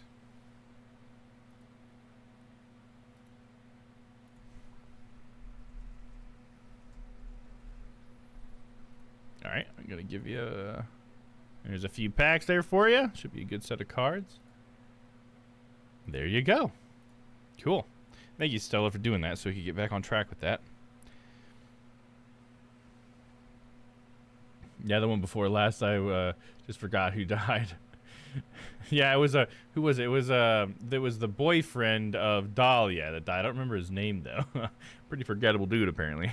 All right, but yeah, Crispy asked for a recap. Okay, here we go, guys. So the first part of this quest, what we've done so far is at the beginning, it starts out where Phoenix and Maya are just hanging out, and then Gumshoe comes in and he's all shouting and stuff at Phoenix because there's an article that's just come out about how Phoenix lost a court case. I couldn't think of what it's called for some reason. He lost a court case. He had a client who got a guilty verdict, and the article was all about how it, like, he shouldn't have lost, and the loss was Phoenix's fault, and his reputation is ruined because of this one court loss and everything. But Phoenix was like, I didn't have a court case at that time, like in that month. I wasn't there. That wasn't me. And so we have like a fake Phoenix going around, you know, acting like he's Phoenix Wright, trying to ruin our fame, or borrow it at least. And so we go out, we try to talk to the person who was apparently our client, and it turns out it was Maggie Bird from the first game. She's in I think the first case of sorry, not the first game, I keep saying that. She's in the first case of the second game. She's from the second game. And so it turns out she's been charged with murder again, but this time she's already gotten a guilty sentence. So let's try to keep a long story short here. So it turns out that what the situation was is she's a waitress, Maggie is. She brought, at this French restaurant, she brought some coffee to this person who was sitting at the table. And that person drank the coffee and then like immediately died from poison, like really quickly. Maggie, when she saw that, like fainted because she wasn't expecting it, obviously, because she's not the actual killer. And the big thing about her trial that we learned is the reason why they found her guilty is because this major contradiction that she had, where she kept saying that there were two people sitting at the table, and everybody else that testified, like other witnesses, said there was only one person at the table, just the victim, because she was trying to say it was the other man at the table that poisoned him. And everybody's like, there wasn't another man. So basically, on those lines, on those grounds, they said that she was guilty. But they also said that her motive was the fact that apparently this guy had just got a $500,000 lottery ticket win, and he had shouted about it. We learned that from the chef. And so they think that that was the reason why she did it, I guess, was just for greed or something. Let me see here. So what we've done in order to try to clear her name is we've just basically investigated the witnesses that also were like against her. So we've met two new people when doing that. We've met like this really colorful character. His name is Mr. Armstrong, and he's the French owner of this French restaurant, and he's the chef and the manager and all that. He does the whole thing, and he's like really suspicious. We found out that he's like a klepto and he steals stuff all the time. He stole our Magatama at one point. And we found out that he stole one of the lottery tickets after the guy died, but he just didn't get the winning one. And I think other information we know about him. He hired Maggie, obviously, because Maggie worked there. Was that all the relevant information we learned about him? I guess. I guess that's it. And then we also met Kudo, who is this old man who frequents the shop or the restaurant because he likes to look at Maggie because he thinks she's pretty, I guess, or sexy, really, because it's like her uniform and her body that he's looking at, not her face. That was established. And he also testified there was only one man there, and they both, like, the chef and the old man both, like, reiterated, like, yeah, there was only one guy there. So it's like, that's apparently a really big point where they're, like, definitely sure, apparently. Which I don't really know how they could have seen. I don't know if they were paying attention at all, because I don't understand the chef knowing that there was only one guy there the whole time, because he was a chef and he should have been in the kitchen cooking, I guess, but that's just my conjecture. So right now we have Gumshoe coming up to the stand, and Gumshoe loves Maggie. I don't know if you knew that from before, but Gumshoe has a crush on Maggie, so he's like really gung-ho on us getting her out of this guilty verdict. I'm just trying to think, what's the key piece of evidence that we have? Let me look at the court record. I feel like I'm missing some detail I should tell you. Oh yeah, duh, about the Phony Phoenix. We met Phony Phoenix, duh. We've met a third character, that's right. I just don't know his name yet. But we've met the Phony Phoenix guy. He came up and told us that he was Phoenix, but he's actually like this Yakuza guy, and he's got his hair back just like Phoenix does, but he's like always beat red because he's always like angry and stuff, and he talks like, sort of like, I don't know, maybe a little New Yorker-esque, or maybe it's more like transatlantic type of thing or something. He's got like a mobster accent, maybe is what I should say. It's probably what they're going for since he's Yakuza. Or he looks like he's Yakuza. And this is his broken scooter. That's what reminded me of it. So he rides this scooter for some reason. And he was blaming us for breaking it. He was about ready to kick Phoenix's ass, and then he finally rode away. But yeah, so we know there's this fake Phoenix there, and that he's around, and we think that he's involved. The only reason why we as the audience think he's involved, we don't think he's involved necessarily in the poisoning and the killing here as Phoenix, but as us, the audience, I think he's probably involved because every single time they show the people at the table and that there's two people, the silhouette of the other person is the fake Phoenix guy. So it keeps showing the fake Phoenix guy's silhouette, kind of like the Luke at me. They kept showing Luke at me last time, and then it was Luke at me. So maybe this time it's going to follow that line, and it's going to be him, but I'm not sure. That's what they keep showing. It keeps showing that Maggie saw the Phony Phoenix and, what was his name? Glenn Ellig is the victim's name, which Papa had helped me discover that it's a palindrome is his name. That's what makes his name weird, like everybody's name is weird. But yeah, that was kind of a butchered recap, but there you go, Crispy. I hope that makes sense to you. I hope you understand a little bit what's going on. It's like open a pack of Pokemon cards. Hell yeah! I like that. That's cool. That sounds good. I like that comparison. That's flattering. It could be a New York accent. I have family that speak like that. Oh, it could be in New York. Okay, cool. I wasn't sure if I was being too stereotypical because I think they're probably trying to go for like a mob accent, like a mobster accent, which I guess is sort of like transatlantean type of accent sometimes, you know, but with like a little bit of inner city, I don't know, kind of thing going on. I don't know accents very well, so don't listen to me. All right, here we go. So yeah, now we're in court. Gumshoe's gonna take the stand, and we're just gonna try to see what we can figure out while we're in court, I guess, because I don't think we have like a super solid plan for what we're doing here. We are up against Godot, though. Thanks, Tom. I understand. If you can put an image in my mind, you explain it well. Oh, yeah. Did I do that then? Awesome. That's great. I'm glad that you understand. I just want you to be here with us and present and know what's going on, because this game can be super crazy. All right, here we go. As everyone is aware, the court has already given its verdict on this case once. Therefore, I won't stand for irrelevant testimony during this retrial. Nor will I stand for a simple repetition of the evidence presented in the last trial. I'm not planning on repeating anything that phony me said. Trust me. Now then, Mr. Godot, please summon your first witness. I'm interested in this cute waitress, cuter than Adrian. Well, it's Maggie Bird. I guess I don't know if you were here back then, Crispy. I don't remember how long ago we did that mission or that case, but she's a person we know before. She's a reoccurring character we've had. I don't know. I predict that you won't think she's as cute as Adrian, but she's kind of cute in her own way. You know what I mean? Like, I think sometimes like it's her personality that can be cute. She has like glasses, and it's really the outfit, I think, is really the main thing. Because we were talking about like ogling her, that old man, it's really her outfit. So it's the French maid outfit that he seems to be really interested in. I don't know that necessarily means that Maggie's like exceptionally cute, but she's cute. I guess I'm saying I don't think she's Adrian Andrews cute, but she's definitely cute. And I think her personality is cuter than Adrian's is, just because it's a little bit more loud, and so it's a little bit more in the forefront, because Adrian's pretty subdued. But that's also something that's kind of cute about Adrian too, so. I type in Maggie Bird, and magpies come up in Google Images. Yeah, try Bird with a Y and Maggie with a Y. So instead of the I in either of them, put a Y there, and just end Maggie with a Y. Not Y-E, but... because that's how she spells her stuff. She spells it. She ends Maggie with a Y, and Bird is spelled with a Y. That was part of her court case, too, because the killer had wrote Maggie with an I-E, and it turns out that she actually spells it with a Y. And so that's one reason why we knew that the killer wasn't who they thought it was. Let's see. Let's start with the formalities, shall we? Name and occupation. Witness, state your name for the court. Huh? Oh, sorry, sir. The name's Police Department Detective. Occupation, Dick Gumshoe. Other way round, Detective. Huh? Oh, sorry. Anyway, I'm the officer in charge of this case since yesterday, sir. Since yesterday?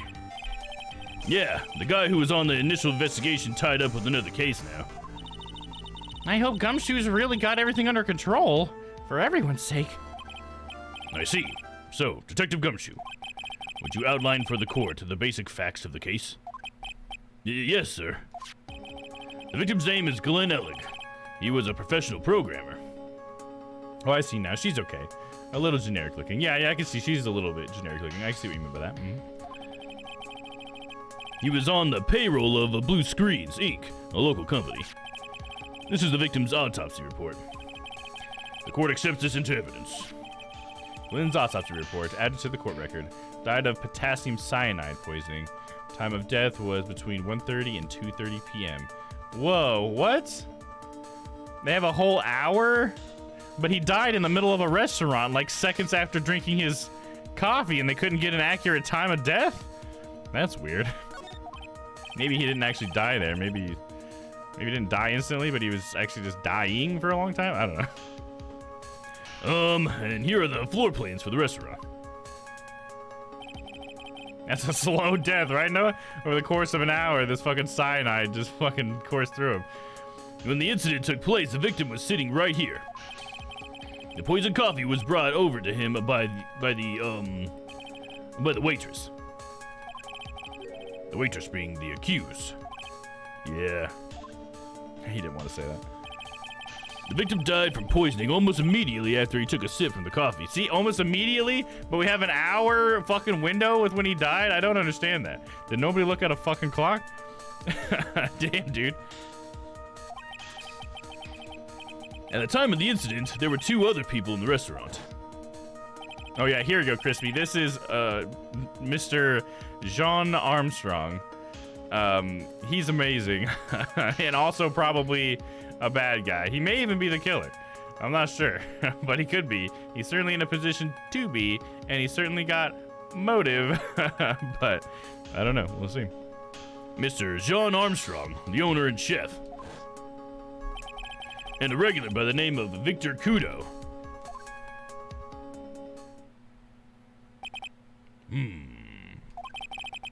Still seems to be a very straightforward case to me.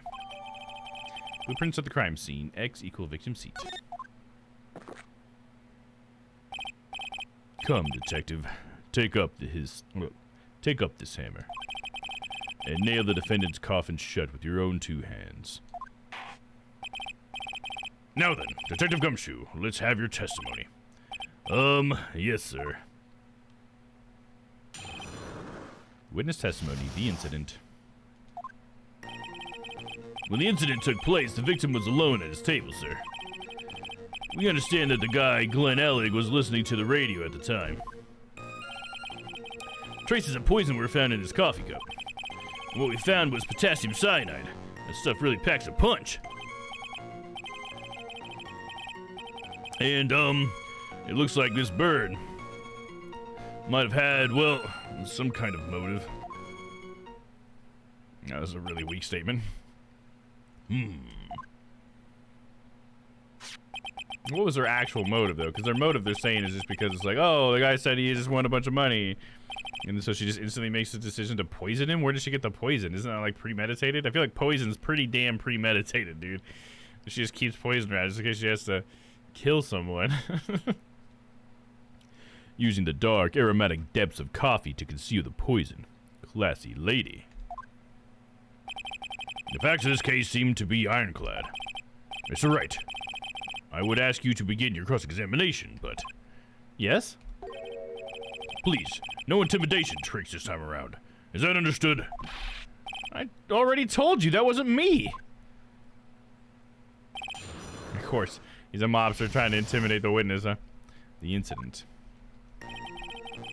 When the incident took place, the victim was alone at his table, sir. Can I stop you for just a minute? Huh? What is it? Did I say something that contradicts the evidence? He's so desperate for that to be true, he's practically crying. Your testimony just now doesn't match the testimony given by Miss Bird. She claims that there was another man at the victim's table. Yeah, that's what she said. And What killer wouldn't say that when faced with a homicide conviction? Hey! Sadly, her testimony isn't supported by the owner of or the other customer. Isn't that right, Detective Gumshoe? Yeah, that's true. Their two testimonies tie up on that. They both said there was only was no other guy at the table. What should I do? Should I press on at this point? A little harder or not? Oh, we're definitely pressing harder, baby. Well, maybe the other witness just missed him. Perhaps their view of the victim's table was obscured in some way. Ha! That argument is as weak as the coffee at Trite. Trite. Huh? I have here in my possession a ticket. A ticket? Looks more like a photo to me. Yes, a one-way ticket to Guiltyville. Population, the defendant. Nice one, dude. It sucks that I missed the start, but I had to go out for what I thought would be a short time, and it turned into 2 hours. Oh, damn. Hey, I mean, that's okay, Crispy. It's all right. But, I mean, I get that you wanted to be here, and that's very touching and everything. But, it's okay. It's okay if you're a little late. Got some stuff to do, And if you want, you can always check the VOD out, I also, for anybody who doesn't know, I do put all my VODs on YouTube. So if you ever want to go back and see me play a game that I played before, or if you miss a stream and you're trying to follow that game, you should always be able to find them on YouTube. I try to do them like a week after, but sometimes it ends up being like 2 weeks, but I'm pretty good at keeping up on it, so there you go. Some people talk forever. Oh, I see. You found a little chatty Cathy there, huh? That happens sometimes. When somebody just really wants to talk to somebody and just tugs your ear for a long time.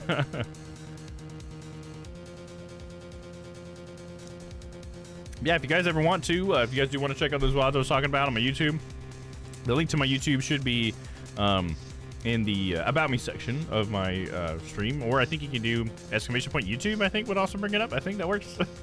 But yeah, if you guys ever want, check it out, subscribe, I also put highlight videos on there, and I do YouTube shorts sometimes. So if you're interested in any of that content, feel free to subscribe. So there you go. A little plug while we're talking about it. Yeah, population the defendant. Nice one, get down. This is a photograph taken from near the entrance of the kitchen. This is the scene as witnessed by the chef moments after the poisoning took place, correct?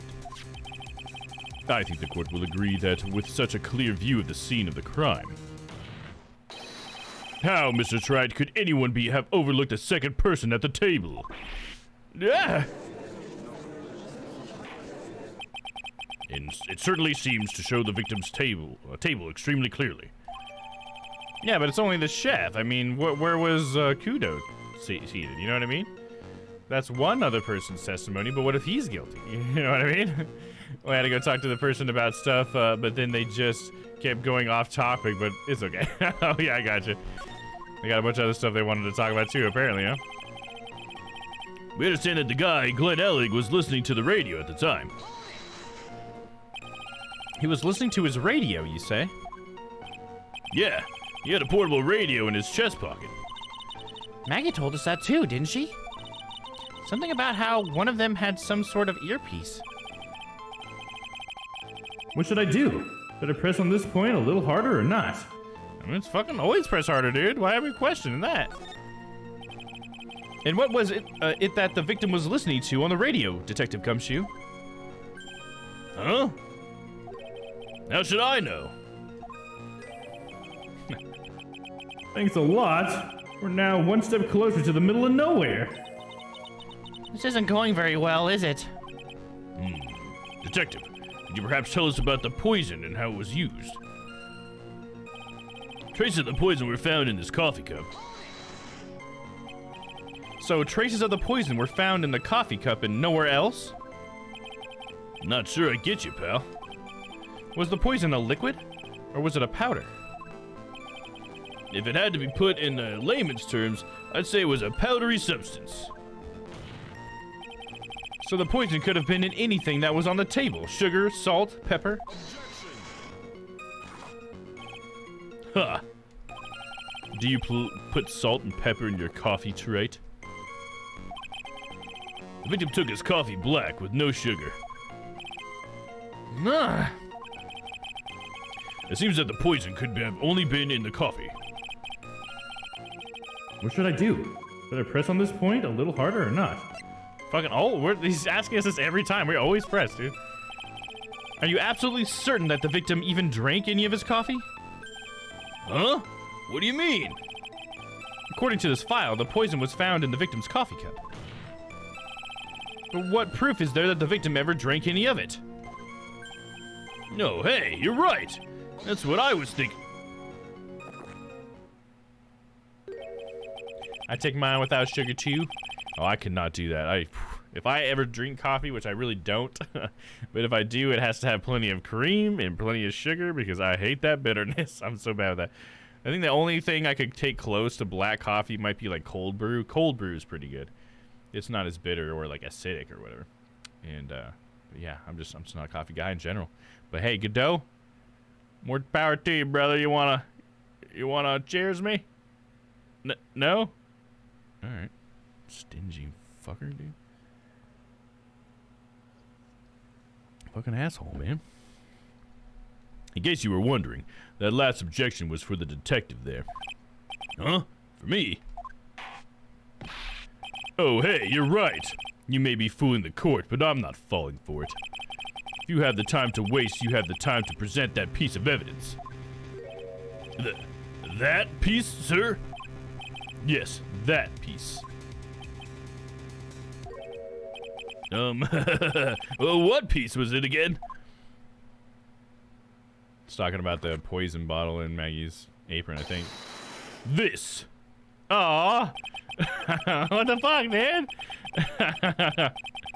I think what was it? It was Phoenix Coffee for this one. We have the emote for this. I take my coffee as hot chocolate. There you go, Stella. That's what I'm talking about. That's me too, right there. Is it Phoenix Coffee? I think that makes this emote.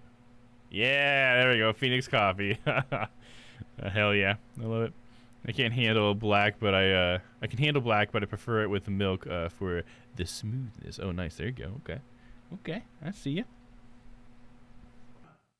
Should I be grateful this coffee's only hot enough to give me first degree burns? Oh, now I remember. This is the, victim's coffee cup. Yes, the victim's cup. Take a good look at the rim. Oh, yes, it's unmistakable. There is clearly a coffee stain on it. Conclusive proof that the victim did drink the poisoned coffee that was in the cup.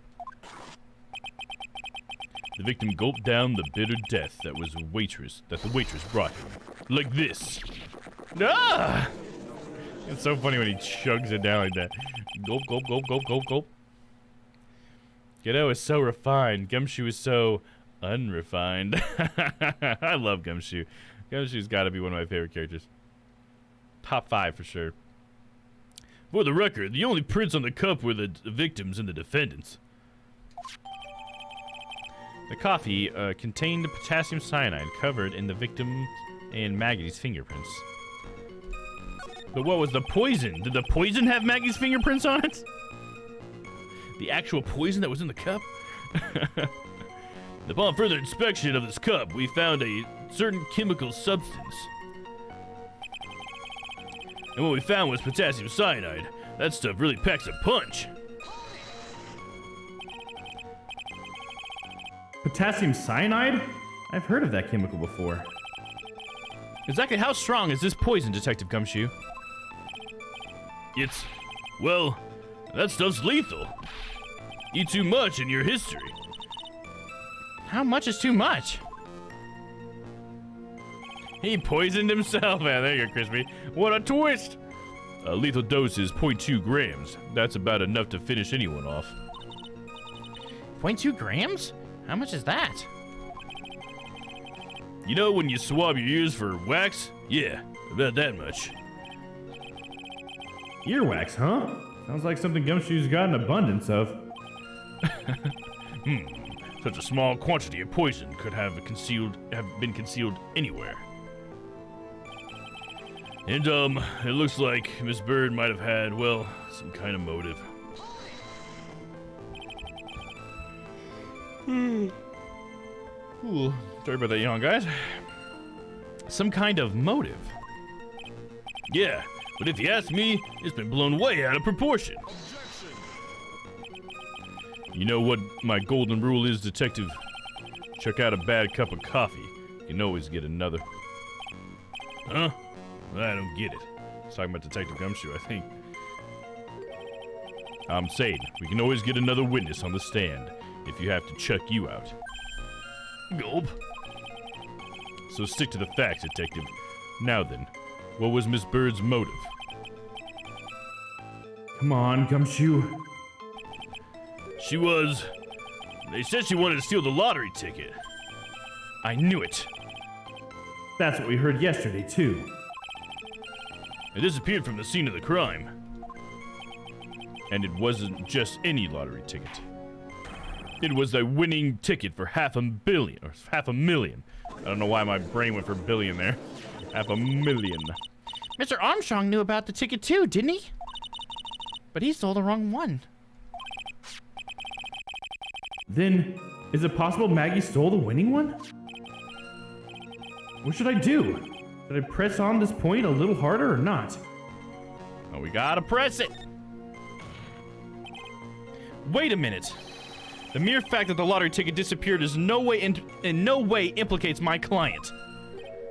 Ha! I have here in my hand the very ticket in question. That's the $500,000 lottery ticket? One of the female police officers found it when she was conducting a search of the defendant. Aw, man, what? What the fuck, dude? Damn it! Order! Ha! She's quite a lucky bird, our little waitress. You will submit that ticket as evidence to the court immediately. I better keep an eye on that ticket. The way the judge's voice is quivering. Victim's lottery ticket, a winning ticket for $500,000 found during a body search of Maggie. This ticket was presented to the court in the previous trial, too. But it feels heavier now somehow. $500,000, you say? He's just like, whoa, $500,000, huh? It's just a scrap of paper. What matters is where it was found, Your Honor. And that's on Maggie's person, unfortunately. That's enough. The facts of this case seem overwhelmingly clear to me. The defendant had ample opportunity to commit the crime of which she was charged. Furthermore, it seems beyond reasonable doubt that she did indeed commit this crime. I like an old man who knows the score. There is also the matter of the $500,000 lottery ticket. That alone proves a very credible motive, and it proves that I'll be getting a new jacuzzi. I mean, for that sum of money, even I might be tempted to bend the rules. That's hilarious. I don't mind an old man who is weak to the siren call of money. Not good, Nick. The evidence against Maggie is starting to pile up fast. Yeah, that's because the court has ruled guilty once already. I'd say it's about time to wrap up this repeat performance with one final decisive piece of evidence. He's got more evidence against Maggie? This is the apron the delightful Miss Bird was wearing at the time. Wow, that's not the cleanest apron I've seen. That stain looks like... It can't be blood, can it? Ha! It seems the star of our play was a little flustered. And somehow spilled coffee on herself. The coffee? That's not exactly the first thing that caught my eye. Of course, the coffee stain isn't the most interesting thing about this apron. No, there's something else that stands out even more. Something else? I presume you mean... Of course, I'm referring to the pocket. The pocket? A search carried out right after the incident uncovered this. Potassium cyanide. The very poison used by the killer was in her apron pocket. A bottle of poison in Maggie's pocket? Yeah, Maggie's prints were the only ones on it. What? Oh my god. Oh my god. There's so much evidence against her, dude. Order, order, order! The court will accept these items as evidence. Apron added to the court record, worn by Maggie at the time of the incident, has a small pocket with but big stains. Why do we never address the red stain? I love how they like kept adding that up too. He's like, oh, there's actually something even more interesting. And he's like, oh yeah, you mean the blood? And he's like, no, the pocket. It's just like, what the fuck? What about the blood? There's something still bothering me. Mr. Godot. Why have you not explained the bloodstain to the court? There we go. Bloodstain? What bloodstain would that be? He can't see it because his visor isn't. Wouldn't that be funny?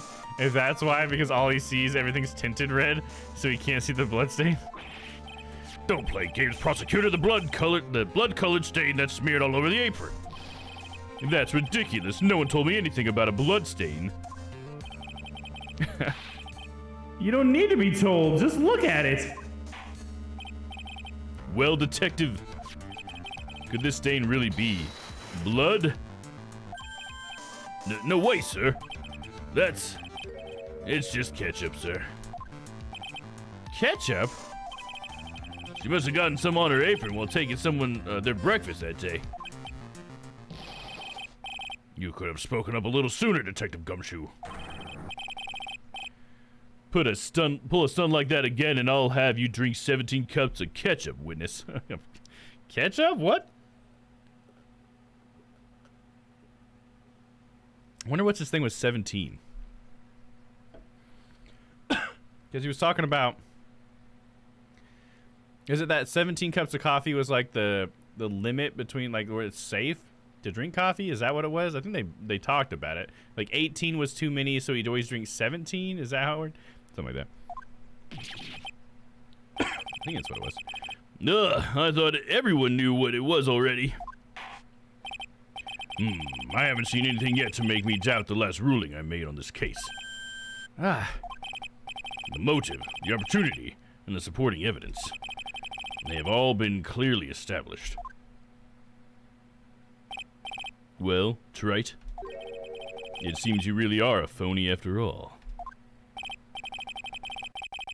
You really know how to drive a man nuts. Witness, please continue with your testimony. Describe for the court the crime scene and the findings of your investigation there.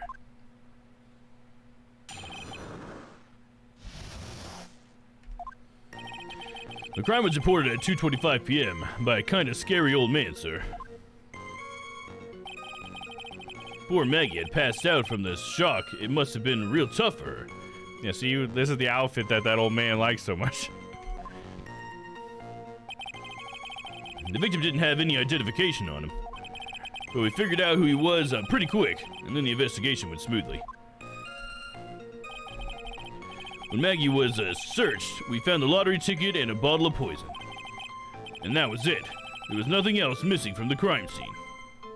Why would she faint if she was the one that was killing him? That's like one big thing I feel like they just gloss over. It's like, why, if she was like, she should have known he was gonna die if she's the one that killed him. And why would she faint? Like that, like, first of all, she didn't get away with what she was trying to do. And second of all, like, she should have known what was gonna happen. So I was like, I don't really understand that, but okay. You identified the victim and secured your prime suspect. Very good. Last chance to convince the court you're a real lawyer, Trite. Don't count on any more cross-examinations after this one, so let the fun begin.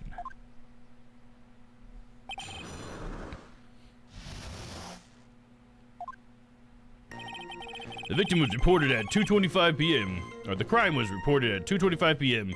by a kind of scary old man, sir. Scary old man, Detective, or scary old man, Detective Gumshoe? There was an old man who's a regular at the restaurant where the incident happened. Ah, we're obviously talking about the same old man. Officers were dispatched right after the report came in, but the old guy still made a fuss. What took you so long? Then he hurled abuse at them and seeds. Seeds. Ha! It was nothing. I caught each one with my teeth. I'd like to see that. I guess not even the mighty Godot can avoid being attacked by that guy.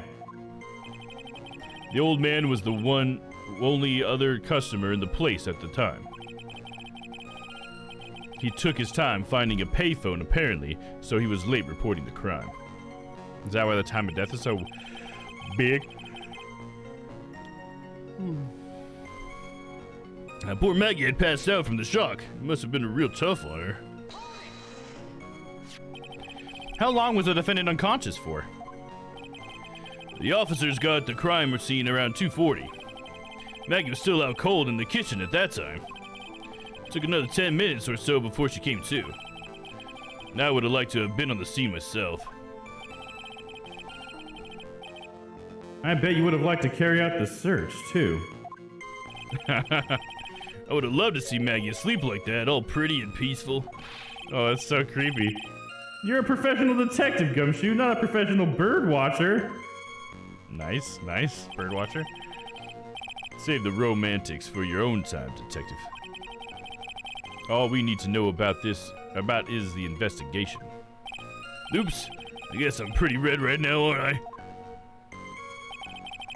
The victim didn't have any identification on him. He didn't have any? Are you saying that it was stolen then? No, I don't think so. The victim didn't have a driver's license or even a credit card on him, pal. All he had was 58 cents in his wallet. 58 cents?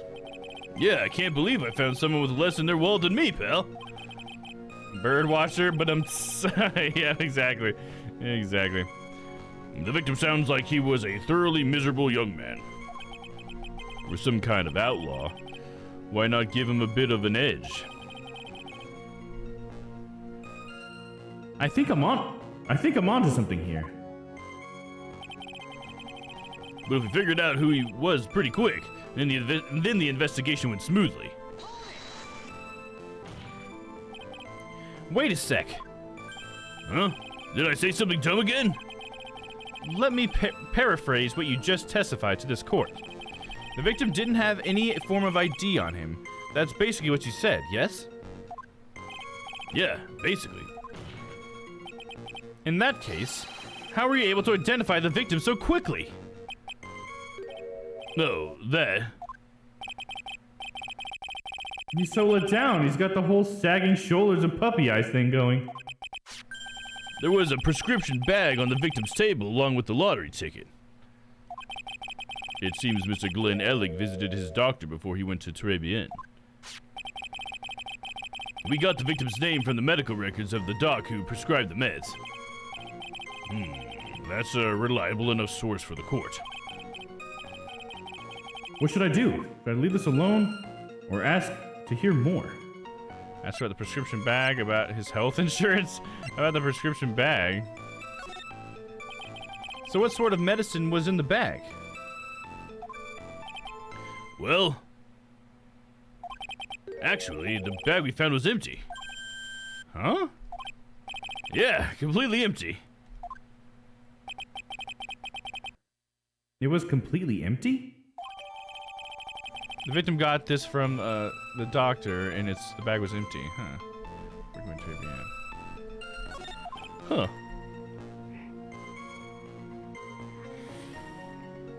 Ha. You're entering an empty paper bag as evidence? Desperate, are you, Trite? Now, what happened with the investigation after that, detective? When Maggie was searched, we found a lottery ticket and a bottle of poison. But the defendant had been passed out for a while, correct? In that case, isn't it possible someone planted the evidence in Maggie's pocket? Hey, yeah, you nailed it, pal. It happens to me all the time. We had a department party the other day, and when I got home, I was wearing the boss's shoes. How'd that happen? Keep up this crazy testimony, detective, and those shoes will end up down your throat. Oh, damn, dude. Sorry. So, Trite, someone planted the evidence in Maggie's pocket. That's a pretty bold statement. Care to back it up with some evidence? Well... I'd love to if I had any. It appears you have no evidence to support your theory, Mr. Wright.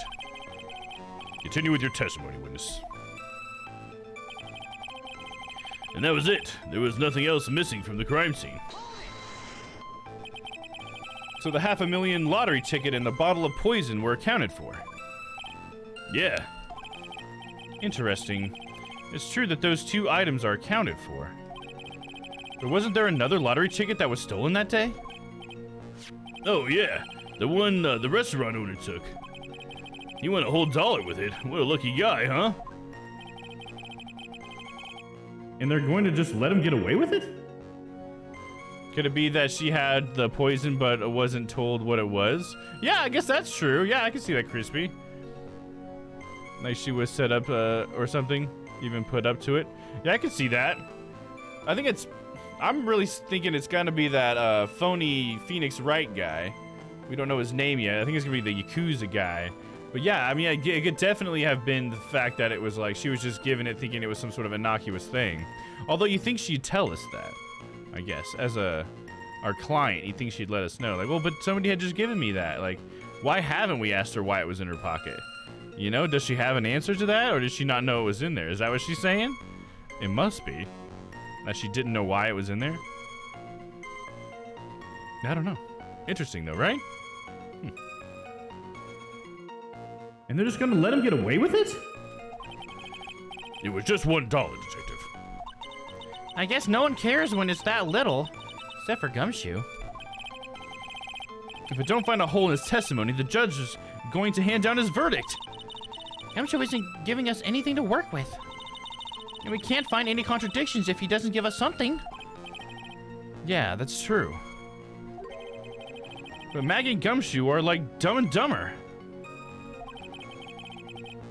Our only hope is that they were so dumb, they missed something obvious. Come on, Gumshoe. Be the dumbest you've ever been. That's funny. I think the thing here that I can think of is that he bought his prescription without having any money on him. Because earlier, Gumshoe had said that he didn't have any money. He had like a couple of cents on him, and he didn't have any credit cards on him. So, first of all, why is he in a restaurant if he didn't have any money?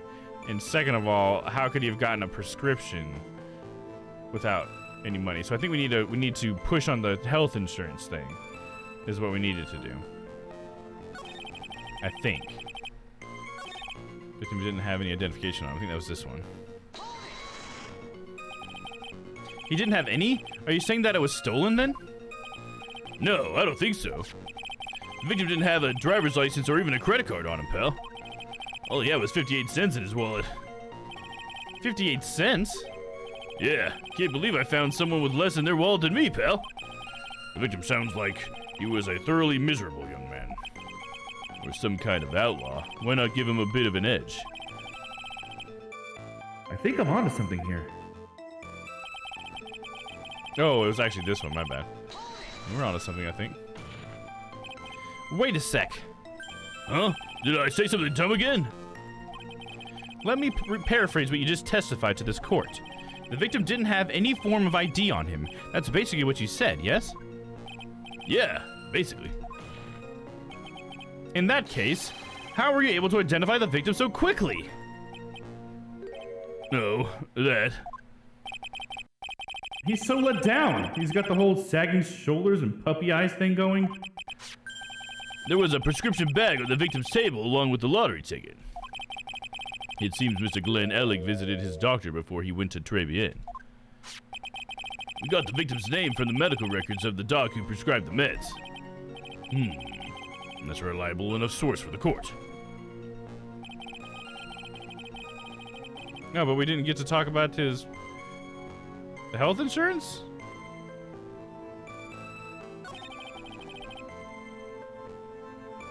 I thought we were gonna talk about his health insurance. Let me just click through this one. Don't say basically, Judge Judy hates that. Oh, really? Does she? That's funny. I never watched Judge Judy. Let's see, which one was it that I got to? I'm just gonna skip through since we've read all these.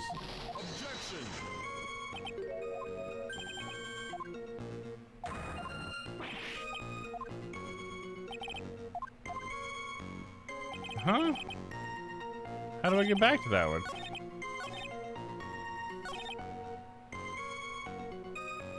Wait, what? And now we can't get back to that? Why?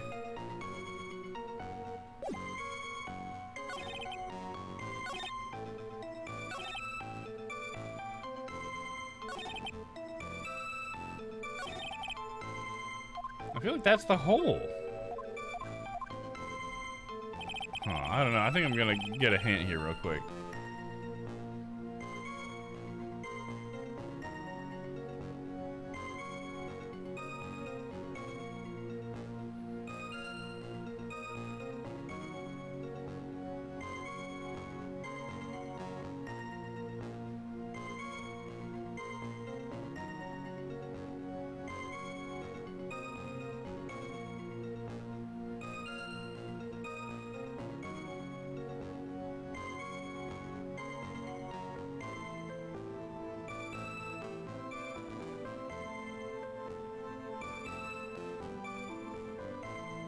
Oh, okay. Well, that's interesting.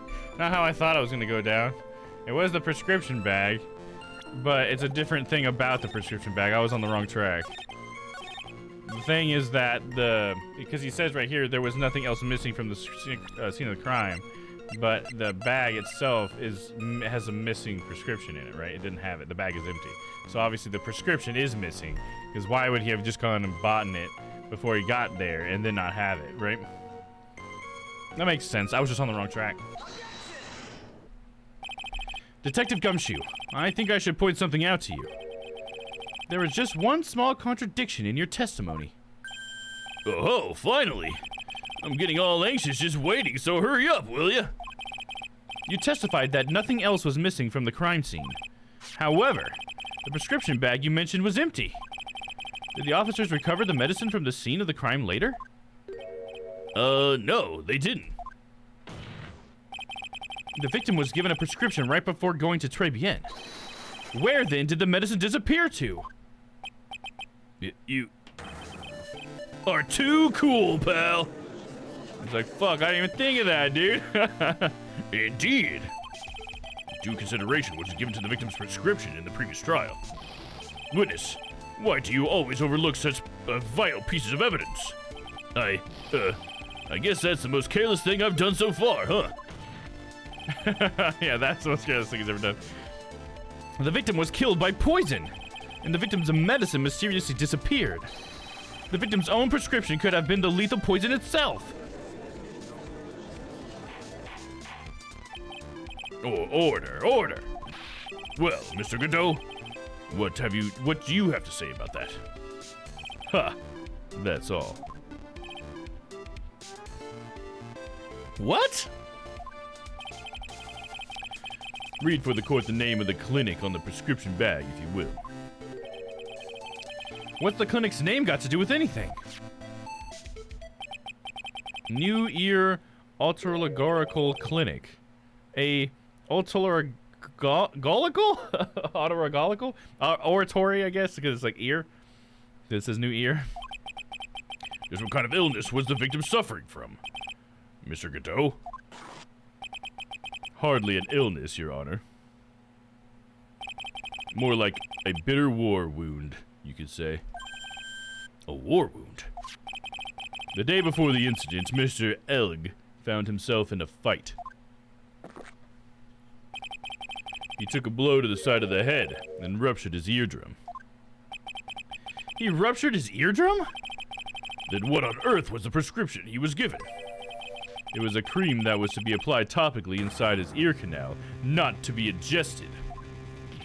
What?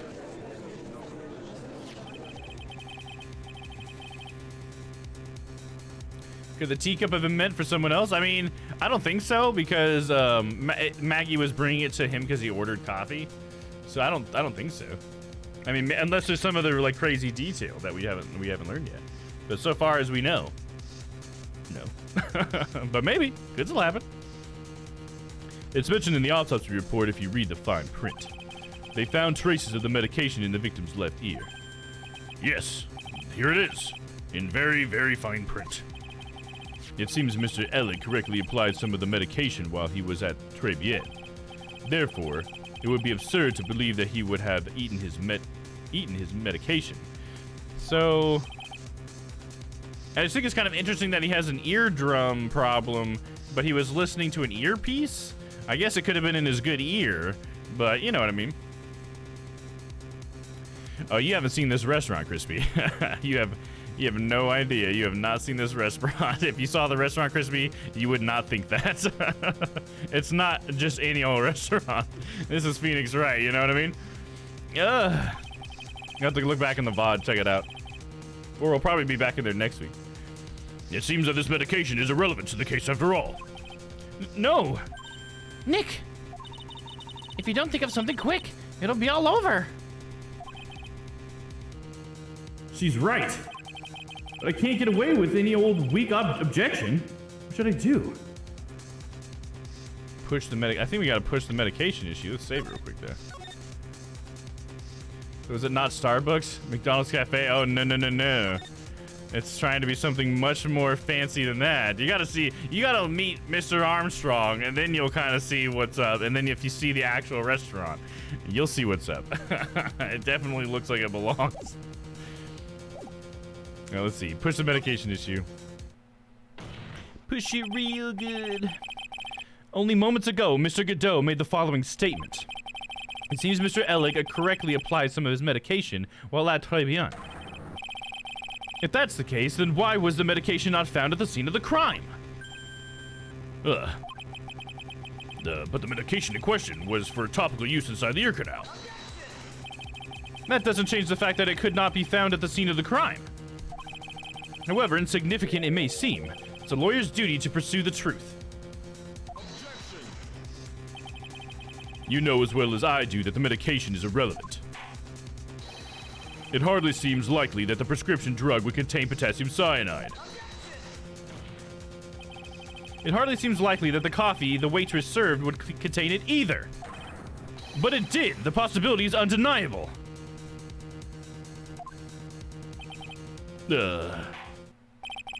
That's enough. Mr. Godot, is the detective the only witness the prosecution wishes to call? Mr. Godot?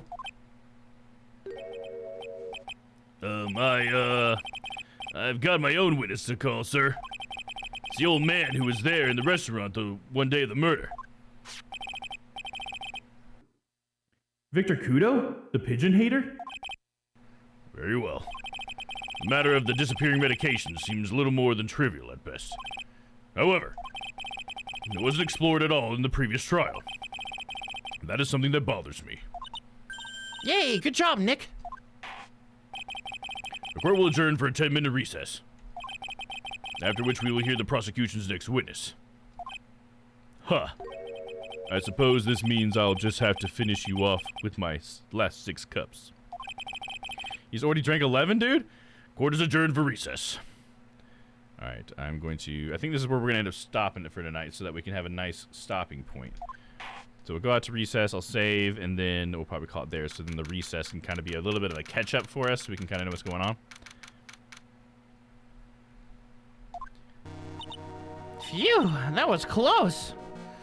That's all we get. All we get was phew, that was close. Phew. John makes me uncomfortable, his face. Oh, man. Oh, man. Are you going back and watching the VOD, Crispy? You definitely should. If that makes you uncomfortable just seeing a picture of him from earlier, you got to see how he acts and moves. He's got to be one of the best characters, though, to be honest. He's so funny. Yeah, we got this saved. Or did I save it? I'll double save just in case. Overwrite? Yes. Over Phoenix, right? Okay, here we go. So, yeah, thanks to everybody for coming to hang out tonight. I really appreciate you guys. Unfortunately, that is the end I just Googled what he looks like. Oh, you just Googled him. Gotcha, gotcha. Yeah, you should go back and check out some of the video and stuff from him. He's got some pretty funny mannerisms and stuff. But yeah, you should definitely check out like the restaurant if you haven't seen pictures of that yet too, because it's pretty it's pretty extravagant. But mostly it's like my really shitty attempt at reading the French accent is probably the funniest part of those scenes. Hey, what's up, Cody? It's good to see you, my man. Thanks for coming by, dude. Just in time to see us close it out, my man. So yeah, thanks for everybody for coming by to hang out. I hope you guys had a good time with this case. You know me, I always have a good time in this game, so I'm loving it. You see here real quick. Back to Twitch. I want to go ahead and get ready looking at possible channels to raid here while we do our outro. So a couple things to let you guys know about. We have a community night coming up on March 26th. So if you guys want to be a part of community night, it's going to be a quiz night, which should be pretty fun. Aaron's putting it together, and he's going to be the one running the entire thing. So it's going to be a very unique quiz night. So if you guys want to come check that out, you have to be in the Discord. So definitely join the Discord. Let me put the link in the chat real quick, in case any of you guys aren't already in there. And in order to actually participate in community night as well, you'll want to click the Strange Planet logo in the Join a Server channel that you'll be presented with when you join. That will let you see the community section, and you'll give the pings and everything when we do community night stuff, so we can let you know and get all those notifications. And also you'll see at the very top we have an event. If you click on that event at the top, you can look and see what time it'll start in your local time. So then you can be playing accordingly. So there you go. Should be fun. I think it's gonna be a good time. We also have some Strange Planet merch. We're still working on trying to expand the shop as much as we can. Got to do a little bit of stuff, but if you guys want to take a look at it, it is right there at that link. There's always the Domm merch. I'll go ahead and put the link for that in case anybody wants to just browse around. Feel free. We do have a new DD hat. Let me grab that really quick.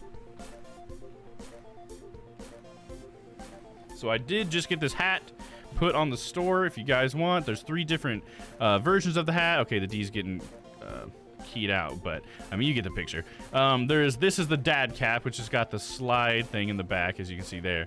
It also comes in a snapback, which has a flatter bill, and it comes in a trucker hat as well variant. So there's 3 different variants. I'm working on getting the beanie one next. That'll be next.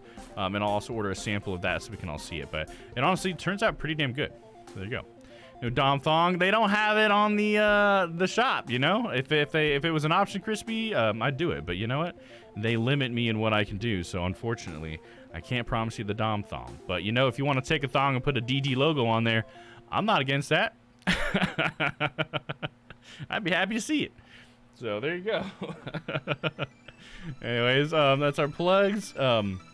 So as far as the Strange Planet schedule goes, though, let's see who's up next. I think it should be Papa. I think he's streaming right now. Thursday, so yeah, we got Papa streaming right there in the smack dab in the middle of that schedule. Papa's streaming right now. He should be streaming Metal Gear Solid 3. So if you guys want to check him out, definitely go do that. We'll probably won't be raiding out to him tonight. I think we raided into him on Tuesday, so we're going to try to do somebody else tonight, even if it's just spreading some love. But yeah, I really recommend you guys going over and checking that Papa. He's got a whole cosplay going, just kind of like me in my Phoenix Wright uniform cosplay. He's got a Solid Snake cosplay he's got going on, and it's pretty fun. He's even got a box you can make him put on his head. It's a good time, so definitely go over there and check it out. But then after Papa's stream tonight, we'll be back tomorrow with some more Noah's Archives. So there you go. And that'll be the last time this week that you'll be able to see Noah, because next week, or should I say for a week, you'll be able to see Noah, because next week he's actually not going to be streaming. He will be busy with his doing the drums for Grease. He's in a musical. He's doing the drums, so there you go. Just get DD tattooed on my butt. Hey, there you go. I'm not against that either, Crispy. Whatever you want. That'd be so funny. If you ever do get a DD tattoo, you gotta show it to me, even no matter where it's at. I want to see it. In pics or it didn't happen. You know what I mean? All right. Let's see here. Who do we got online? Should we? Phoenix Wright's always hard since this is a story game. But should we raid somebody who's playing an earlier what do you call it? Earlier case? Kind of like we did when we met Medion? Phoenix Wright.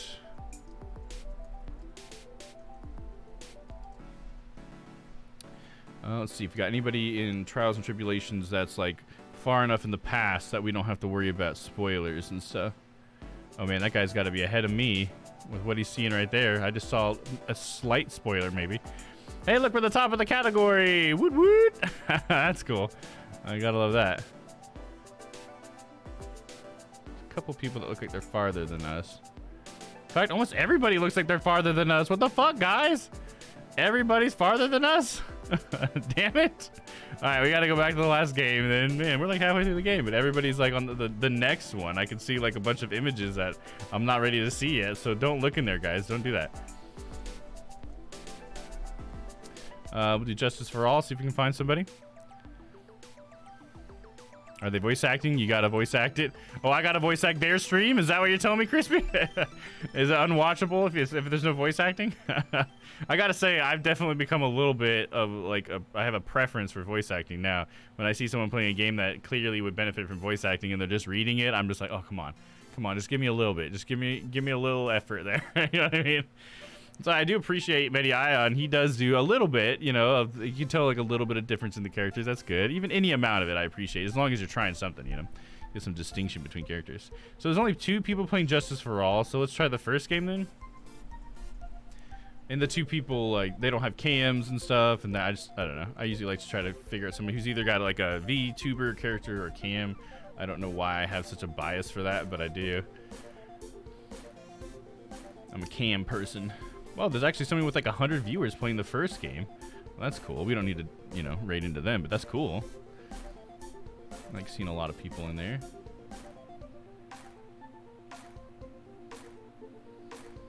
Man, there's not really any good candidates though, besides the 100 viewer one. Damn. Ratio of unique authorized viewers to all viewers who are watching the stream. Oh, that's interesting. Man, there's a lot of cool stuff on the stream stats thing. How about we just go visit a friend then? I can't find any good Phoenix Wright people to raid. Nobody that follows all my criteria when I try to raid somebody new. So let's show some love to a friend. How about, this could be a lot of fun. We got Mediion.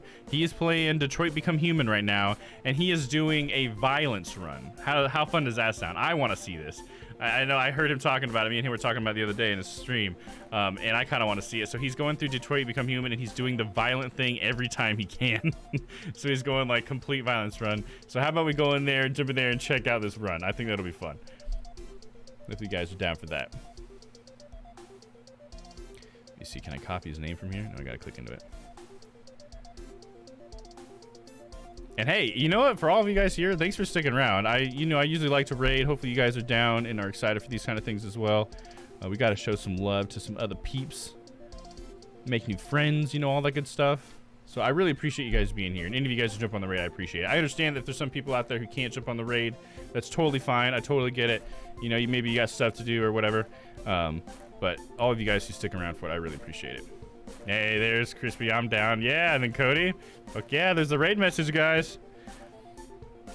And we're starting that raid, baby. So for the rest of the week, the schedule, let me go over that really fast, is we got tomorrow, which is Friday, we're already at the end of the week, is some Cyberpunk. So if you guys want to, you know, hang out while I play some Cyberpunk, definitely come check it out. We had a great side quest stream last week, which is awesome. I don't know, I think we may have finished all of River Ward stuff, but I mean, I'm sure there's plenty of other good stories that we'll be jumping into. We still have to finish some stuff with Pan Am and stuff, so that'll be fun. I'm sure that's probably where we'll start tomorrow, but yeah, definitely come on by. It should be a good time. And hell, it's Friday. I usually stream until like way late, so come hang out, guys.